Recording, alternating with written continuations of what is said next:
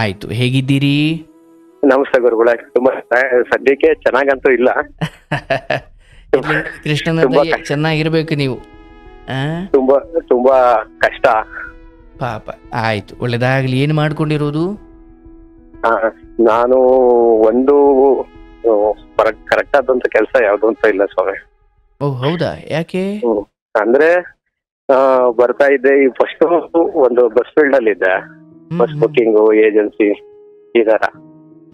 ಅಂದ್ರೆ bus book ಮಾಡ್ಕೊಳೋದು ಈ ತರ ಮಾಡ್ಕೊಂತ ಬಂದೆ. ಏನೋ ಕತೆ ಇದೆ ನಿಮ್ದು. ನಾನ್ ಸ್ವಾಮಿ ಬಸ್ ಅದೇ ಅಂದ್ರೆ ಇಲ್ಲಿ ಒಂದು ಮಾಮೂಲಿ ಬಸ್ಗಳು ಬುಕ್ ಮಾಡ್ತೀವಿ ಆ ತರ ಒಂದು ವೆಹಿಕಲ್ ಫೀಲ್ಡ್ ಅಂತಾರಲ್ಲ ಆ ತರ. ಆಯ್ತಾಯ್ತು, ಅಲ್ಲಿಗೆ ಬರ್ತೀನಿ. ಏನೋ ಹೇಳಲಿಕ್ಕೆ ಬಂದಿದ್ದೀರಿ ಇವತ್ತು? ಏನಿಲ್ಲ ಸ್ವಾಮಿ, ತುಂಬಾ ಒಂದು ನನ್ನ ಲೈಫ್ ಅಲ್ಲಿ ಒಂದು ಅರ್ಥನೇ ಸಿಗದಂತ ಒಂದು ಇದಾಗಿದೆ ನನಗೆ. ಅಂದ್ರೆ ಏನಾಗಿದೆ? ನನಗೆ ಯಾವುದೇ ಒಂದು ಇದರಲ್ಲಿ ಒಂದು ಗೆಲುವೇ ಆಗಲಿ ಒಂದು ಇದೇ ಆಗ್ಲಿ ಸಿಗ್ತಾ ಇಲ್ಲ. ಸಂಸಾರದಲ್ಲಿ ನೆಮ್ಮದಿ ಇಲ್ಲ. ಒಂದು ನನ್ನ ಮಕ್ಕಳ ಕಡೆಯಿಂದ ಒಂದು ಸಂತೋಷ ಸಿಗ್ತಾ ಇಲ್ಲ. ಅದೆಲ್ಲ ಮಾತಾಡ್ತೀನಿ. ನೀವು ಕಾರ್ಯಕ್ರಮ ಯಾವಾಗ್ಲಿಂದ ನೋಡ್ತಿದ್ದೀರಿ? ಕಾರ್ಯಕ್ರಮ ಗುರುಗಳೇ ನಾನು ಒಂದು 6 ತಿಂಗಳಿಂದ ನೋಡ್ತಾ ಇದ್ದೆ. ಒಬ್ರು ನನಗೆ ಸಜೆಸ್ಟ್ ಮಾಡಿದ್ರು, ಈ ತರ ಗುರುಜಿ ಕಾರ್ಯಕ್ರಮ, ಲೈವ್ ಕಾರ್ಯಕ್ರಮ ಬರ್ತಾ ಇತ್ತು ಜ್ಞಾನ ಇದರಿಂದ ಆಶ್ರಮದಿಂದ ಅಂತ. ತುಂಬಾ ಕಥೆಗಳನ್ನು ಕೇಳ್ತಾ ಇದೆ ನಿಮ್ಮ ಇದನ್ನು. ಹಾಗಾಗಿ ನಿಮ್ಮ ಹತ್ರ ಒಂದ್ಸರಿ ಮಾತಾಡ್ಬೇಕು. ಒಳ್ಳೇದಾಗ್ಲಿ. ಹೇಳಪ್ಪ, ಏನ್ ವಿಚಾರ? ಏನಿಲ್ಲ ಗುರುಗಳೇ, ನಾನು ಈಗ 2008ರಲ್ಲಿ ಮದುವೆ ಆಯ್ತು ನನಗೆ. ನಾನು ಮುಂಚೆ ನಮ್ ತಂದೆ ತಾಯಿ. ಎಷ್ಟು ಜನ ಮಕ್ಕಳು ನೀವು ತಂದೆ ತಾಯಿಗೆ? ನಮ್ ತಂದೆ ತಾಯಿಗೆ 3 ಜನ ಮಕ್ಕಳು ಸ್ವಾಮಿ. 3 ಜನ ಮಕ್ಕಳು. ಅದರಲ್ಲಿ ನಾನು 2ನೇನು. ಒಬ್ರು ದೊಡ್ಡವರು, ಇನ್ನೊಬ್ರು ಚಿಕ್ಕವರು. ಈಗ ಇರ್ಬೇಕಾದ್ರೆ ನಮ್ಮನೇಲಿ ತುಂಬಾ ಕಷ್ಟ, ತುಂಬಾ ಬಡತನ. ಹೀಗೆ ಮುಂದುವರ್ಕಂತ ಬಂದು ಅಲ್ಲಿ ನಮ್ಮ ಅಜ್ಜಿ ಇದ್ರು ಒಬ್ರು, ನಮ್ಮಮ್ಮ ತಾಯಿ. ಅವರು ಇಲ್ಲಿ ತಗೊಂಬಂದು ನಮ್ಮನ್ನ, ಅಂದ್ರೆ ಅವ್ರು ಸ್ವಲ್ಪ ಪೆನ್ಷನ್ ಬರ್ತಾ ಇತ್ತು, ತಿಂಗಳಿಗೆ 1,000 ರೂಪಾಯಿ ಪೆನ್ಷನ್ ಬರ್ತಾ ಇತ್ತು. ಆ ಒಂದ್ ದುಡ್ಡಲ್ಲಿ ನಮ್ಮನ್ನ ಓದಿಸಿದ್ರು ನಮ್ಮ ತಂದೆಯವರ ತಾಯಿ ಅಮ್ಮ. ನಾವು SLC ವರ್ಗೂ ಮಾಡಿದೆ. SLC ನಾನು ಪಾಸ್ ಆದೆ, ನಮ್ಮ ಅಣ್ಣನೂ ಪಾಸ್ ಆದ್ರು. SLC ನಮ್ಮ ಅಣ್ಣರ್ದು ಒಂದು ಸಬ್ಜೆಕ್ಟ್ ಹೋಗಿತ್ತು, ಪಾಸ್ ಆದ್ರು.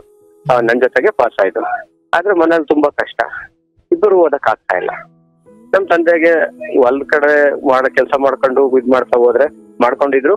ಬರ್ತಾ ಇದ್ದ ಆದಾಯ ಜೀವನ ಮಾಡಕ್ಕಷ್ಟೇ ಶುರು ಹೋಗ್ತಾ ಇತ್ತು. ಓದಂದ್ರೆ ಒಂದ್ ಜೀವನ ಮಾಡಕ್ಕೆ ಅಂದ್ರೆ ಒಂದ್ ಅವತ್ತಿನ ಊಟ ತಿಂಡಿ ಬಟ್ಟೆ ಇಷ್ಟಕ್ ಮಾತ್ರ ಸರಿ ಹೋಗ್ತಾ ಇತ್ತು. ಬೇರೆ ಯಾವ್ದಕ್ಕೂ ಒಂದು ಉನ್ನತ ಸ್ಥಿತಿಗೆ ನಮ್ಮಣ್ಣ, ನಮ್ಗಿನ ದೊಡ್ಡವರಿದ್ರಲ್ಲ ಅವ್ರು, ನಮ್ಮಣ್ಣವರು ತುಂಬಾ ಓದ್ಬೇಕು ನಾನು ಅಂತ ತುಂಬಾ ಆಸೆ. ಅವಾಗ ನಾನು ಬಸ್ ಫೀಲ್ಡ್ಗೆ ಹೋದೆ. ನಿಮಗೆ ಗುರುಗಳೇ ಆಗ ಎಷ್ಟು ವಯಸ್ಸು ನಿಮಗೆ? ಅವಾಗ 16, ಒಂದು 18 ವರ್ಷ, 19 ವರ್ಷ. 18ರಿಂದ 19. ಓಕೆ, ನೀವೊಬ್ರು ತಮ್ಮ ಆಗಿದ್ರಿ, ಮತ್ತೆ ನೀವು ಬಸ್ಸಿಗೆ ಹೋದ್ರಿ? ಹೌದು, ನಾನು ಬಸ್ಸಿಗೆ ಹೋಗಿ ಬಸ್ಸಲ್ಲಿ ನನಗೆ 100 ರೂಪಾಯಿ ಕೊಡೋರು. ಅಣ್ಣ ಏನ್ ಮಾಡ್ತಿದ್ರು ಆ ಸಮಯಕ್ಕೆ? ಅಣ್ಣ ಓದ್ತಾ ಇದ್ರು. ಅಣ್ಣ ಓದೋದು ಬಿಡಲ್ಲ, ನಾನು ಇಲ್ಲ ಓದ್ಲೇಬೇಕು ಅಂತ ಆಟಕ್ ಬಿಟ್ರು. ತಂದೆರು ಹೇಳಿದ್ರು, ಇಬ್ರು ಓದ್ಬೇಕಪ್ಪ, ಓದಿಸ್ಬೇಕು, ಆಗಲ್ಲ, ದೊಡ್ಡವರಾಗಿ ನೀವ್ ಮನೆ ಸ್ವಲ್ಪ ನೋಡ್ಕೊಂಡು ಹೋಗು ಹಾಗೆ ಅಂತ ಹೇಳಿದ್ರು. ಸರಿ ಅಂದ್ಬಿಟ್ಟು ಅವರು ಇಲ್ಲ ಆಗಲ್ಲ, ನಾನು ಓದ್ಲೇಬೇಕು ಅಂತ ಆಟಕ್ ಬಿದ್ರು. ತುಂಬಾ ನಮ್ಮ ಅಣ್ಣ ಸ್ವಲ್ಪ ಆಟೋ ಸ್ವಭಾವ ಜಾಸ್ತಿ. ಸರಿ ಅಂದ್ಬಿಟ್ಟು ನಾನೇನ್ ಮಾಡ್ದೆ, ಒಂದು ಅಂಗಡಿನಲ್ಲಿ ಕೆಲ್ಸಕ್ಕೆ ಹೋದೆ. 600 ರೂಪಾಯಿ ಸಂಬಳ ಕೊಡೋರು. ಬಸ್ಸು ಅಂದ್ರೆ ನೀವು? ಬಸ್ಸು ಅವಾಗ ಬಸ್ಸುನು ಬಿಟ್ಟೆ ಅವಾಗ ಆ ಒಂದು ಇದಕ್ಕೆ. SLC ನಾನು ಹೋಗ್ತಾ ಇದ್ನಲ್ಲ, ಯಾಕೆಂದ್ರೆ ಬೆಳಗ್ಗೆ ಹೊತ್ತು ಸಾಯಂಕಾಲ ಹೊತ್ತು ಸ್ಕೂಲ್ಗೆ ಹೋಗೋದಕ್ಕೆ ಮುಂಚೆ ಹೋಗ್ಬಿಟ್ಟು ಬರ್ತಿದ್ದೆ. ಬೆಳಗ್ಗೆ ಸ್ಕೂಲ್ಗೆ ಹೋಗೋದಕ್ಕೆ ಮುಂಚೆ, ಸಂಜೆ ಸ್ಕೂಲಿಂದ ಬಂದಾದ ನಂತರ. ಅದನ್ನು ಬಿಟ್ಟಾದ್ಮೇಲೆ ಅಂಗಡಿ? ಅದನ್ನ ಬಿಟ್ಟಾದ್ಮೇಲೆ SLC ಪಾಸ್ ಆಯ್ತಲ್ಲ, ರಜಾ ಇತ್ತು ಸ್ಕೂಲ್ಗೆ. ಅವಾಗ ಬಸ್ಸಿಗೆ ಹೋದ್ರೆ ಬೆಳಗ್ಗೆ ಹೋದ್ರೆ ಅಲ್ಲೇನ್ ಜಾಸ್ತಿ ಸಿಕ್ತಿಲ್ಲ, ಸೊ ಒಂದು 50 ರೂಪಾಯಿ ಸಿಗೋದು ಒಂದ್ ದಿವಸಕ್ಕೆ. ಅಂದ್ರೆ ಬೆಳಗ್ಗೆ ಪಾರ್ಟ್ ಟೈಮ್ ಜಾಬ್ ಇದ್ದಂಗೆ, ಇವತ್ತಿಂದ ಕಟ್ಟ ಪಾರ್ಟ್ ಟೈಮ್ ಜಾಬ್ ಅನ್ಕೋಬಹುದು. ಈ ತರ ಆಯ್ತು. ತಿರ್ಗಿ ಆಮೇಲೆ ಏನ್ ಮಾಡಿದೆ, ನಾನು 600 ರೂಪಾಯಿ ಕೊಡೋರು, ಅಂದ್ರೆ ಒಂದು ತಿಂಗಳಿಗೆ. ನಮ್ಮಣ್ಣ ಕಂಪ್ಯೂಟರ್ ಮಾಡಬೇಕು ಅಂದ್ರು, ಆಟಕ್ ಬಿದ್ರು, ಮನೆ ಜಗಳ ಮಾಡೋರು. ಇಲ್ಲ, ನಾನು ಓದ್ಲೇಬೇಕು, ನಾನು ಬರೀಲೇಬೇಕು. ಅವಾಗ ಸರಿ ಆಯ್ತು, ನಾನು ಇದ್ ಮಾಡ್ತೀನಿ ಅಂತ ಕೆಲ್ಸಕ್ಕೆ ಹೋದೆ. ಕೆಲ್ಸಕ್ಕೆ ಹೋಗಿ ಮಾಮೂಲಿ ಬರ್ತಾ 600 ರೂಪಾಯಿ ಬರ್ತಿತ್ತು. ಮನೆಗೆ ನಮ್ಮ ತಾಯಿಯವರು ಅದರಲ್ಲಿ ಸಂಸಾರನೂ ನಡೆಸಿ ಅವ್ರಿಗೆ ಫೀಸನ್ನು ಕಟ್ಟೋರು ನಮ್ಮ ಅಣ್ಣವ್ರಿಗೆ. ಅವ್ರು ಓದಿದ್ರು, ಹಂಗೆ ಓದ್ರು ಕಾಲೇಜು ಮತ್ತೆ ಇದು ಮಾಡ್ಕೊಂಡ್ರು. ನಾನು ಹೆಂಗೆ ಕೆಲಸ ಮಾಡ್ತಾನೆ ನಾನು ಓದೋದು ಸ್ವಲ್ಪ ಒಂದು ವರ್ಷ PUCಗೆ ಇದ್ರ ಜೊತೆಗಳು ಮಧ್ಯನು ಕಾಲೇಜ್ಗೆ ಹೋದೆ. ಆಮೇಲೆ ಬರ್ತಾ ಪರಿಸ್ಥಿತಿ ತುಂಬಾ ಕಠಿಣವಾಯ್ತು ಮನೆಗೆ. ಯಾಕೆಂದ್ರೆ ತಂದೆ ಕೈಲಿ ದುಡಿಯಕ್ ಆಗ್ತಿಲ್ಲ. ಅವ್ರಿಗೆ ಯಾವ್ದೇ ರೀತಿ ಒಂದು ವ್ಯವಹಾರ ಜ್ಞಾನ ಆಗ್ಲಿ ಇದೇ ಆಗ್ಲಿ ನಮ್ಮ ತಂದೆಯವ್ರಿಗೆ ಇರ್ಲಿಲ್ಲ. ಅವ್ರಿಗೆ ಗೊತ್ತಿದ್ದೇನು, ರೈತರು ಅಂದ್ರೆ ಅವ್ರು ಮನೇಲಿ ಇರ್ತಿದ್ರ, ಮನೇಲಿ ಇರ್ತಿದ್ರು, ಹೊಲದಲ್ಲಿ ಬೇಸಾಯ ಮಾಡೋರು. ಅಂದ್ರೆ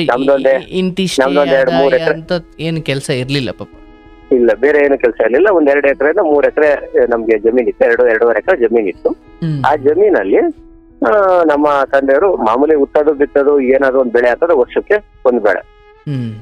ಅದರಲ್ಲಿ ಜೂನ್ ಪೈಕಿ ರಾಗಿ ಭತ್ತ ಈ ತರ ಏನ್ ಬರ್ತಿತ್ತು ಅದನ್ನ ಬೆಳಿತಿದ್ವಿ, ಅದನ್ನ ಬೆಳೀತಾ ಇದ್ವಿ. ಹಂಗಾಗಿ ಈಗ ಇಲ್ಲಿ ಓದಿಸ್ಬೇಕು ಅಂತಂದ್ರೆ ಆಗ್ತಾ ಇಲ್ಲ. ತಿರ್ಗಾ ಕಾಲೇಜಲ್ಲೂ ಯೋಚನೆ ಮಾಡಿದೆ. ಕಾಲೇಜ್ 1 ವರ್ಷ ಓದೆ, ಫಸ್ಟ್ ಇಯರ್ ಪಾಸ್ ಆಯ್ತು. ಸೆಕೆಂಡ್ ಇಯರ್ಗೆ ನನಗೂ ಫೀಸ್ ಕಟ್ಟು ಮತ್ತೆ ಕಾಲೇಜಲ್ಲಿ ಹೋಗ್ತಾ ಕುತ್ಕೊಂಡ್ರೆ ಇವ್ನ ಎಜುಕೇಶನ್ ಆಗ್ತಾ ಇರ್ಲಿಲ್ಲ. ಸರಿ ಅಂದ್ಬಿಟ್ಟು ನಾನು ಪೂರ್ತಿ ಅಂಗಡಿನಲ್ಲೇ ಕೆಲಸ ಮಾಡಕ್ ನಿಂತ್ಕೊಂಡೆ. 600 ರೂಪಾಯಿ ಕೊಡ್ತಾ ಇದ್ದರು. ನನ್ ಕಷ್ಟ ನೋಡಿ 1000 ರೂಪಾಯಿ ಕೊಡಕ್ ನಿಂತ್ಕೊಂಡ್ರು. 1000 ರೂಪಾಯಿ, ಯಾಕಂದ್ರೆ ಕಷ್ಟಪಟ್ಟು ಕೆಲಸ ಮಾಡ್ತಾ ಇದ್ದೆ. ಆ 1,000 ರೂಪಾಯಿನಲ್ಲಿ ಮತ್ತೆ ತಿರ್ಗಾ ಸಾಯಂಕಾಲ 8 ಗಂಟೆ ಆದ್ಮೇಲೆ ಮತ್ತೆ ಬಸ್ ಸ್ಟ್ಯಾಂಡ್ ಅಲ್ಲಿ, ಅಂದ್ರೆ ನಮ್ಮ ಬಸ್ಗಳು ಬುಕಿಂಗ್ ಮಾಡ್ತಾ ಇದ್ವು, ಅವು ಹೋಗಿ ಬರ್ತಾ ಇದ್ವಲ್ಲ, ಅಲ್ಲಿ ಬಸ್ಗಳ ಹತ್ರ ಇದ್ದು ಆ ಬಸ್ನ ಈ ಕಡೆ ಹೋಗೋ ಜನಗಳನ್ನ ಹಚ್ಚಿ ಕಳ್ಸಿದ್ರೆ ಅಲ್ಲೂ ಒಂದು 20 ರೂಪಾಯಿ 30 ರೂಪಾಯಿ ಆ ತರ ಒಂದು 50 ರೂಪಾಯಿ 60 ರೂಪಾಯಿ ಕೊಡೋರು. ಅಲ್ಲಿಗೆ ಅದು ಇದು ಸೇರ್ಕೊಂಡು ಅವಾಗ ಮಾಡಿಕೊಂಡು ನಮ್ಮ ಅಣ್ಣವ್ರು ಓದ್ತಾ ಆಮೇಲೆ ಅಷ್ಟೊತ್ತಿಗೆ ಅವಾಗ ನಮ್ಮ ತಂದೆಯವರು ಸ್ವಲ್ಪ ನಮ್ಮ ತಾಯಿಯರು ಇದ್ ಮಾಡ್ಕೊಂಡು ನಮ್ಮ ತಾಯಿಯರ ಕಡೆಗೆ ಕಡೆಯಿಂದ ಸ್ವಲ್ಪ ಸಹಾಯ ಮಾಡಿದ್ರು. ಸ್ಕೂಲ್ ಫೀಸ್ ಅಂದ್ರೆ ನಮ್ಮ ತಾಯಿಯರ ಕಡೆಗೂ ಸ್ವಲ್ಪ ಸಹಾಯ ಮಾಡಿದ್ರು. ಮತ್ತೆ ನಮ್ಮ ತಂದೆಯರ ತಮ್ಮ ಇದ್ರಲ್ಲ, ನಮ್ಮ ತಂದೆಯರು 3 ಜನ 4 ಜನ ಅಣ್ಣ ತಮ್ಮದಿರು. ಅದರಲ್ಲಿ ಒಬ್ರು ಬೆಂಗಳೂರಲ್ಲಿ BTS ಕೆಲಸದಲ್ಲಿದ್ದಾರೆ, BTS ಕಂಡಕ್ಟರ್ ಆಗಿದ್ದಾರೆ, ಈಗ ರಿಟೈರ್ಡ್ ಕೂಡ ಆಗಿದೆ. ಅವರು ನಾವು ಈಗ ಇದಿದೆ ಅನ್ನೋದು ಅವ್ರಿಗೆ ಚೆನ್ನಾಗಿ ಗೊತ್ತಾದ್ಮೇಲೆ ಅವರು ಸರಿ ಆಯ್ತು ನಾನು ಸ್ವಲ್ಪ ಕೊಟ್ಟಿದ್ ಮಾಡ್ತೀನಿ ಅಂತ ಅವಾಗ ಸ್ವಲ್ಪ ಮುಂದೆ ಬಂದ್ರು. ನಾನು ಆಲ್ರೆಡಿ 1 ವರ್ಷ ಎಜುಕೇಶನ್ ಹಿಂದಕ್ಕೆ ಹೋಗಿದ್ದೆ, 2 ವರ್ಷ ಹಿಂದಕ್ಕೆ ಹೋಗ್ಬಿಡಿ. ಮತ್ತೆ ಈಗ ಅವರು ನಮ್ ಚಿಕ್ಕಪ್ಪ ಅವರು ಕೊಟ್ರೆ ಎಷ್ಟು ದಿನ ಕೊಡ್ಬೋದು ಹೀಗೆ ಅಂತಂದು ಹೇಳಿ ಅದೊಂದು ಇದ್ ಮಾಡ್ಕೊಂಡು ಬಂದ್ವಿ. ಮತ್ತೆ ನಮ್ಮ ದೊಡ್ಡವರು ಇವತ್ತು ಓದಿದ್ದಾರೆ, ಒಂದು ಬೆಂಗಳೂರಲ್ಲಿ ಒಳ್ಳೆಯಾದಂತ ಒಂದು ಗೌರ್ಮೆಂಟ್ ಜಾಬ್ ಅಲ್ಲಿ ಇದ್ದಾರೆ. ಇವತ್ತು ಅವ್ರಿಗೂ 2 ಮಕ್ಕಳು ತುಂಬಾ ಚೆನ್ನಾಗಿದ್ದಾರೆ. ಇನ್ನ ನನ್ನ ತಮ್ಮ ಚಿಕ್ಕವನು, ನನ್ನಿಂದ ಹುಟ್ಟವನು, ಅವನು ಇವತ್ತು ಒಂದು ಬೆಂಗಳೂರಲ್ಲಿ ಒಂದ್ ಕಡೆ ಇದ್ದಾನೆ.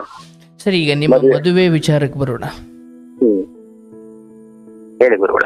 ಅದೇ ನಿಮ್ಮ ಮದುವೆ ವಿಚಾರಕ್ಕೆ ಬರೋಣ, ಅಲ್ಲಿಂದ ಹೇಳಿ. ಅಂದ್ರೆ 2008ರಲ್ಲಿ ನನ್ನ ಮದುವೆ ಆಯ್ತು. ಓಕೆ, ಅಷ್ಟೊತ್ತಿಗೆ ನಿಮ್ಮ ಅಣ್ಣನ ಮದುವೆ ಆಗಿತ್ತಾ? ಆ ಅಣ್ಣರ್ದು 2006ರಲ್ಲಿ ಮದುವೆ ಆಗಿತ್ತು. ಓಕೆ, ಬಟ್ ಅಷ್ಟು ಅವರು ಮದುವೆ ಆದ್ಮೇಲೆ ಬೇರೆ ಹೋದ್ರ ಅಥವಾ ನಿಮ್ ಜೊತೆನೇ ಇದ್ರ? ಇಲ್ಲ, ಮದುವೆ ಆದ್ಮೇಲೆ 1 ವರ್ಷ ನಮ್ ಜೊತೆಗಿದ್ರು. ಆಮೇಲಿಂದ ಅವರು ಇಲ್ಲ ಅದೇ ಜಾಬ್ ಒಂದು ಪರ್ಪಸ್ಗೆ ಅಂತಂದು ಹೇಳಿ ಬೆಂಗಳೂರು ಹೋದ್ರು. ನಾವಿಲ್ಲೇ ಉಳ್ಕೊಂಡ್ವಿ. ಈಗ ಆಗ ನೀವು ತಾಯಿ ತಂದೆ ನೀವು ಮತ್ತೆ ನಿಮ್ ತಮ್ಮ? ತಾಯಿ ತಂದೆ ತಮ್ಮ ನಾನು, ಇಷ್ಟು ಜನ ಸಾಕ ಜವಾಬ್ದಾರಿ ನನ್ನ ತಲೆ ಮೇಲೆ ಇವತ್ತು ಇತ್ತು, ಇವತ್ತು ಇದೆ. ಬಟ್ ಮದುವೆ ಹಂತದಲ್ಲಿ ಇದ್ದಾಗ ನಿಮ್ಮ ವಯಸ್ಸೆಷ್ಟು, ಅಥವಾ ಆಗ ಆ ಸಮಯದಲ್ಲಿ? ಮದುವೆ ಹಂತದಲ್ಲಿದ್ದಾಗ ನನಗೆ 26. ಎಷ್ಟು ಸಂಬಳ ಇತ್ತು? 1,000ಕ್ಕಿಂತ ಜಾಸ್ತಿ ಆಗಿತ್ತು ಅಷ್ಟೊತ್ತಿಗೆ? ಮತ್ತೆ ತಿರ್ಗಾ ಜಾಸ್ತಿ ಮಾಡಿದ್ರು. ಅಲ್ಲಿ ಬಿಟ್ಟೆ ಮತ್ತೆ ಬೇರೆ ಕಡೆ ಕೆಲಸ ಮಾಡಿದೆ. ಅಲ್ಲಿ 5,000ರಿಂದ 6,000 ಕೊಡೋರು ಬೇರೆ ಕಡೆ. ಅಲ್ಲಿ ಬಿಟ್ಟಾದ್ಮೇಲೆ ಅಲ್ಲಿ ಒಂದು 2 ವರ್ಷ ಮಾಡಿದೆ ಅವ್ರ ಹತ್ರ. ಅದಾದ್ಮೇಲೆ ಅವರು ಅಂಗಡಿ ಕ್ಲೋಸ್ ಮಾಡಿದ್ರು, ಮತ್ತೆ ಬೇರೆ ಕಡೆ ಮಾಡಿದೆ. ಅಲ್ಲಿ ಒಂದು 6,000 ರೂಪಾಯಿ ಕೊಡೋರು. ಮತ್ತೆ ಈ ಮದುವೆ ವಿಚಾರ ಅಪ್ಪ ಅಮ್ಮ ತೆಗ್ದಿದ್ದ ಅಥವಾ ಏನು? ಅಂಗಡಿ ಅಥವಾ ಅಪ್ಪ ಅಮ್ಮನ್ನು ನೋಡ್ಕೊಂಡು ನನ್ನ ಹೆಂಡತಿ ಮಕ್ಕಳನ್ನ ನೋಡ್ಕೊಂಡು ಹೋಗ್ತಾ ಇದ್ವಿ. ಅಲ್ಲ, ನಾನು ಇನ್ನೂ ಅಲ್ಲಿಗೆ ಬಂದೇ ಇಲ್ಲ. ಈ ಮದುವೆ ಆಗಬೇಕು ಅಂತ ಅಂದ್ರೆ ಅದೇನ್ ನಿಮ್ಮ ನಿರ್ಧಾರ ಆಗಿತ್ತು, ಅಪ್ಪ ಅಮ್ಮನ ನಿರ್ಧಾರನೂ ಒಂದೇ? ಹೌದು, ನಮ್ಮ ಅಪ್ಪ ಅಮ್ಮನ ಜೊತೆ ನಾನು ನಮ್ಮ ಅಪ್ಪವನ್ನು ನೋಡ್ಕೊಂಡು ಬಂದ ದುಡಿಮೆನ ಇಲ್ಲೇ ನಮ್ಮ ಮನೆಯಲ್ಲೇ ಕೊಟ್ಕೊಂಡು ಈಗ ನೋಡ್ಕೊಂಡು ಹೋಗಂತ ಜವಾಬ್ದಾರಿ ನನ್ನ ತಲೆ ಮೇಲೆ ಇತ್ತು. ಅದನ್ನ ನಾನು ನಿಭಾಯಿಸ್ಕೊಂಡು ಹೋಗ್ತಾ ಇದ್ದೆ.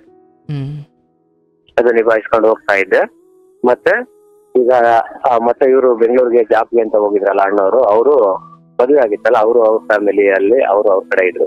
ಇವತ್ತು ಅವ್ರೇನು ನಮ್ ಕಡೆ ಯಾವತ್ತೂ ನೋಡ್ತಾ ಇಲ್ಲ. ಅಂದ್ರೆ ಏನು ಬೇಕು ಮಾತುಕತೆ ಯಾವಲ್ಲಾದ್ರೂ ಬರ್ತಾರೆ, ನೋಡ್ತಾರೆ, ಮಾತಾಡ್ಕೊಂತಾರೆ, ಹೋಗ್ತಾ ಇರ್ತಾರೆ.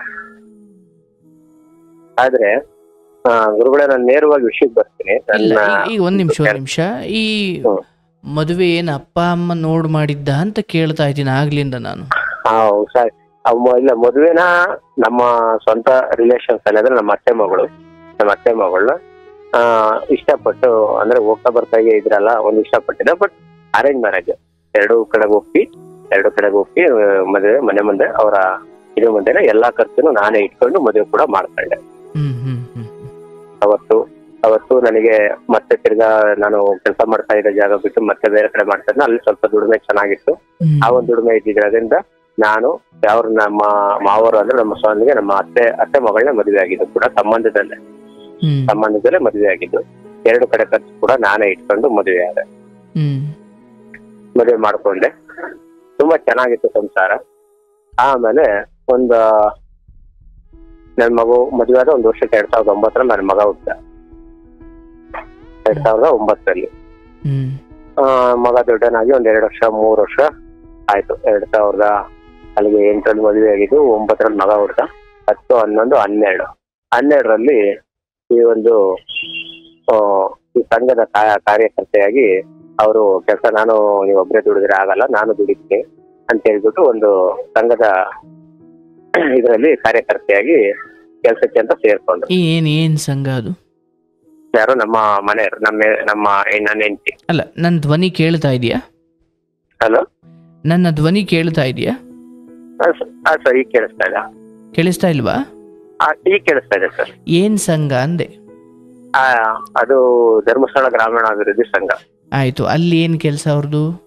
ಅವರು ಈಗ ಸಂಘಟನೆ ಮಾಡೋದು, ಅಂದ್ರೆ 10 ಜನ ಕೂಡಿಸಿ ಅವ್ರಿಗೆ ಸಂಘ ಮಾಡಿಸಿ ಆ ಸಂಘಕ್ಕೆ ಸಾಲ ಕೊಡ್ಸೋದು ಅಂದ್ರೆ ಸಂಘದ ವತಿಯಿಂದ ಇವ್ರು ಬಂದಿರ್ತಾರೆ, ಕಾರ್ಯಕರ್ತರ ಸಂಘದ ಕಡೆಯಿಂದ ಇವ್ರು ಹೋಗಿರ್ತಾರೆ.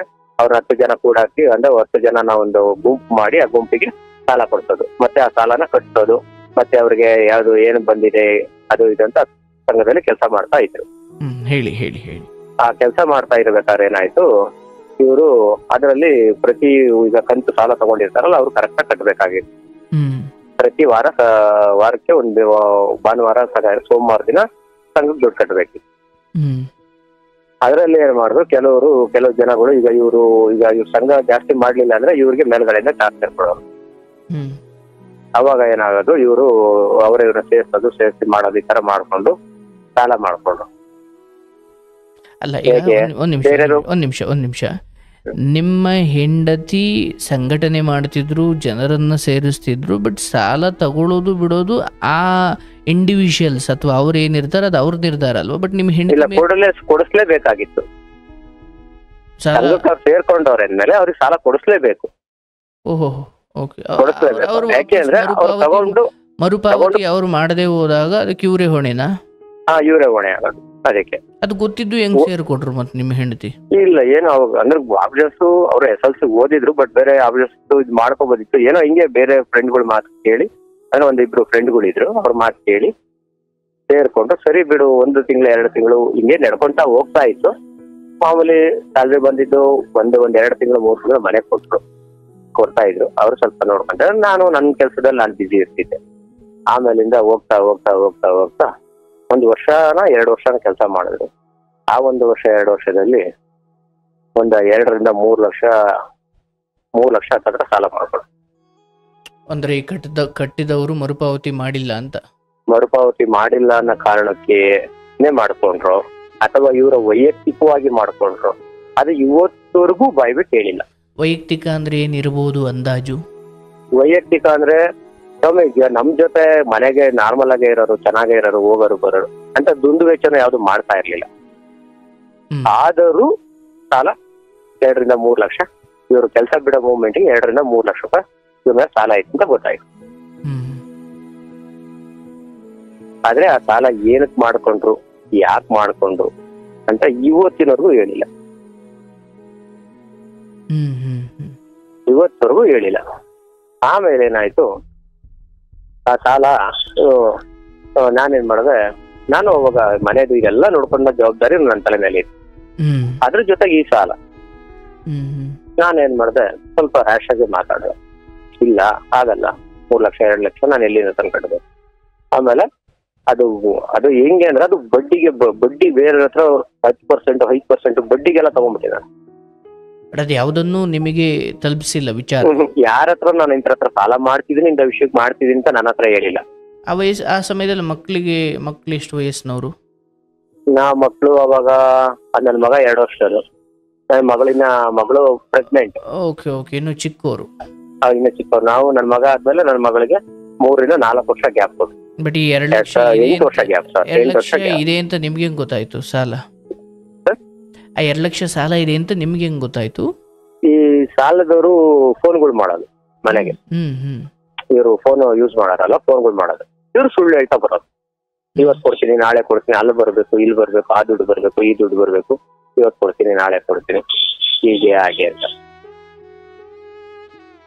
ನಾನು ಫಸ್ಟ್ ಸೀರಿಯಸ್ ಆಗಿ ತಗೊಂಡಿಲ್ಲ. ಆಮೇಲೆ ಹೋಗ್ತಾ ಹೋಗ್ತಾ ಹೋಗ್ತಾ ಹೋಗ್ತಾ ಅವರು ಸಾಲಗಾರರು ಪ್ರಾಬ್ಲಮ್ ಜಾಸ್ತಿ ಆಗ್ತಾ ಬಂತು. ಮನೆ ಹತ್ರ ಬರೋದು, ಕೇಳೋದು. ಇಲ್ಲಿ ನಮಗಾಗಿ ಖರ್ಚು ಮಾಡಿಲ್ಲ, ನನ್ನ ಮಕ್ಕಳಿಗಾಗಿ ಖರ್ಚು ಮಾಡಿಲ್ಲ, ನಮ್ಮ ಅಪ್ಪ ಅಮ್ಮನಿಗಾಗಿ ಖರ್ಚು ಮಾಡಿಲ್ಲ, ಇಲ್ಲ ಒಂದು ಅವ್ರಿಗೆ ವೈಯಕ್ತಿಕ ಸೇವಿಂಗ್ಸ್ ಮಾಡಿ ಅಥವಾ ಒಂದು ಏನೇ ಒಂದು ಇದಕ್ಕಾಗಿ ಖರ್ಚು ಮಾಡಿಲ್ಲ, ಅಥವಾ ಮನೆಗೇನು ತಂದಿಲ್ಲ ಅಂತ. ಆ ದುಡ್ಡು ಮನೆಗೆ ಅಂತ ಬಂದಿಲ್ಲ.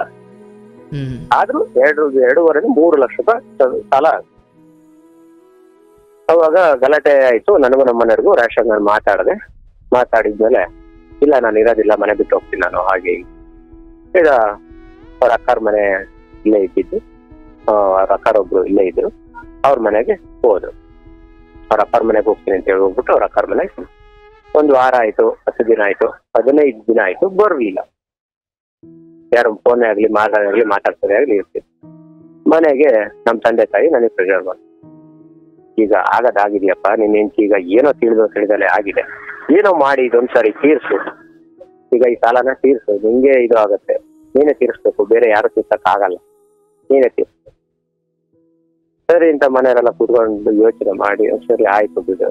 ಆಮೇಲೆ ಅವ್ರ ಅಕ್ಕ ಬಾವರು ಇದ್ದಾರಾಗ್ಲಿ ಅಷ್ಟು ಸಾಲ ಮಾಡ್ಕೊಂಡು ಮನೆಗೆ ಇಟ್ಕೊಂಡಿದ್ರು.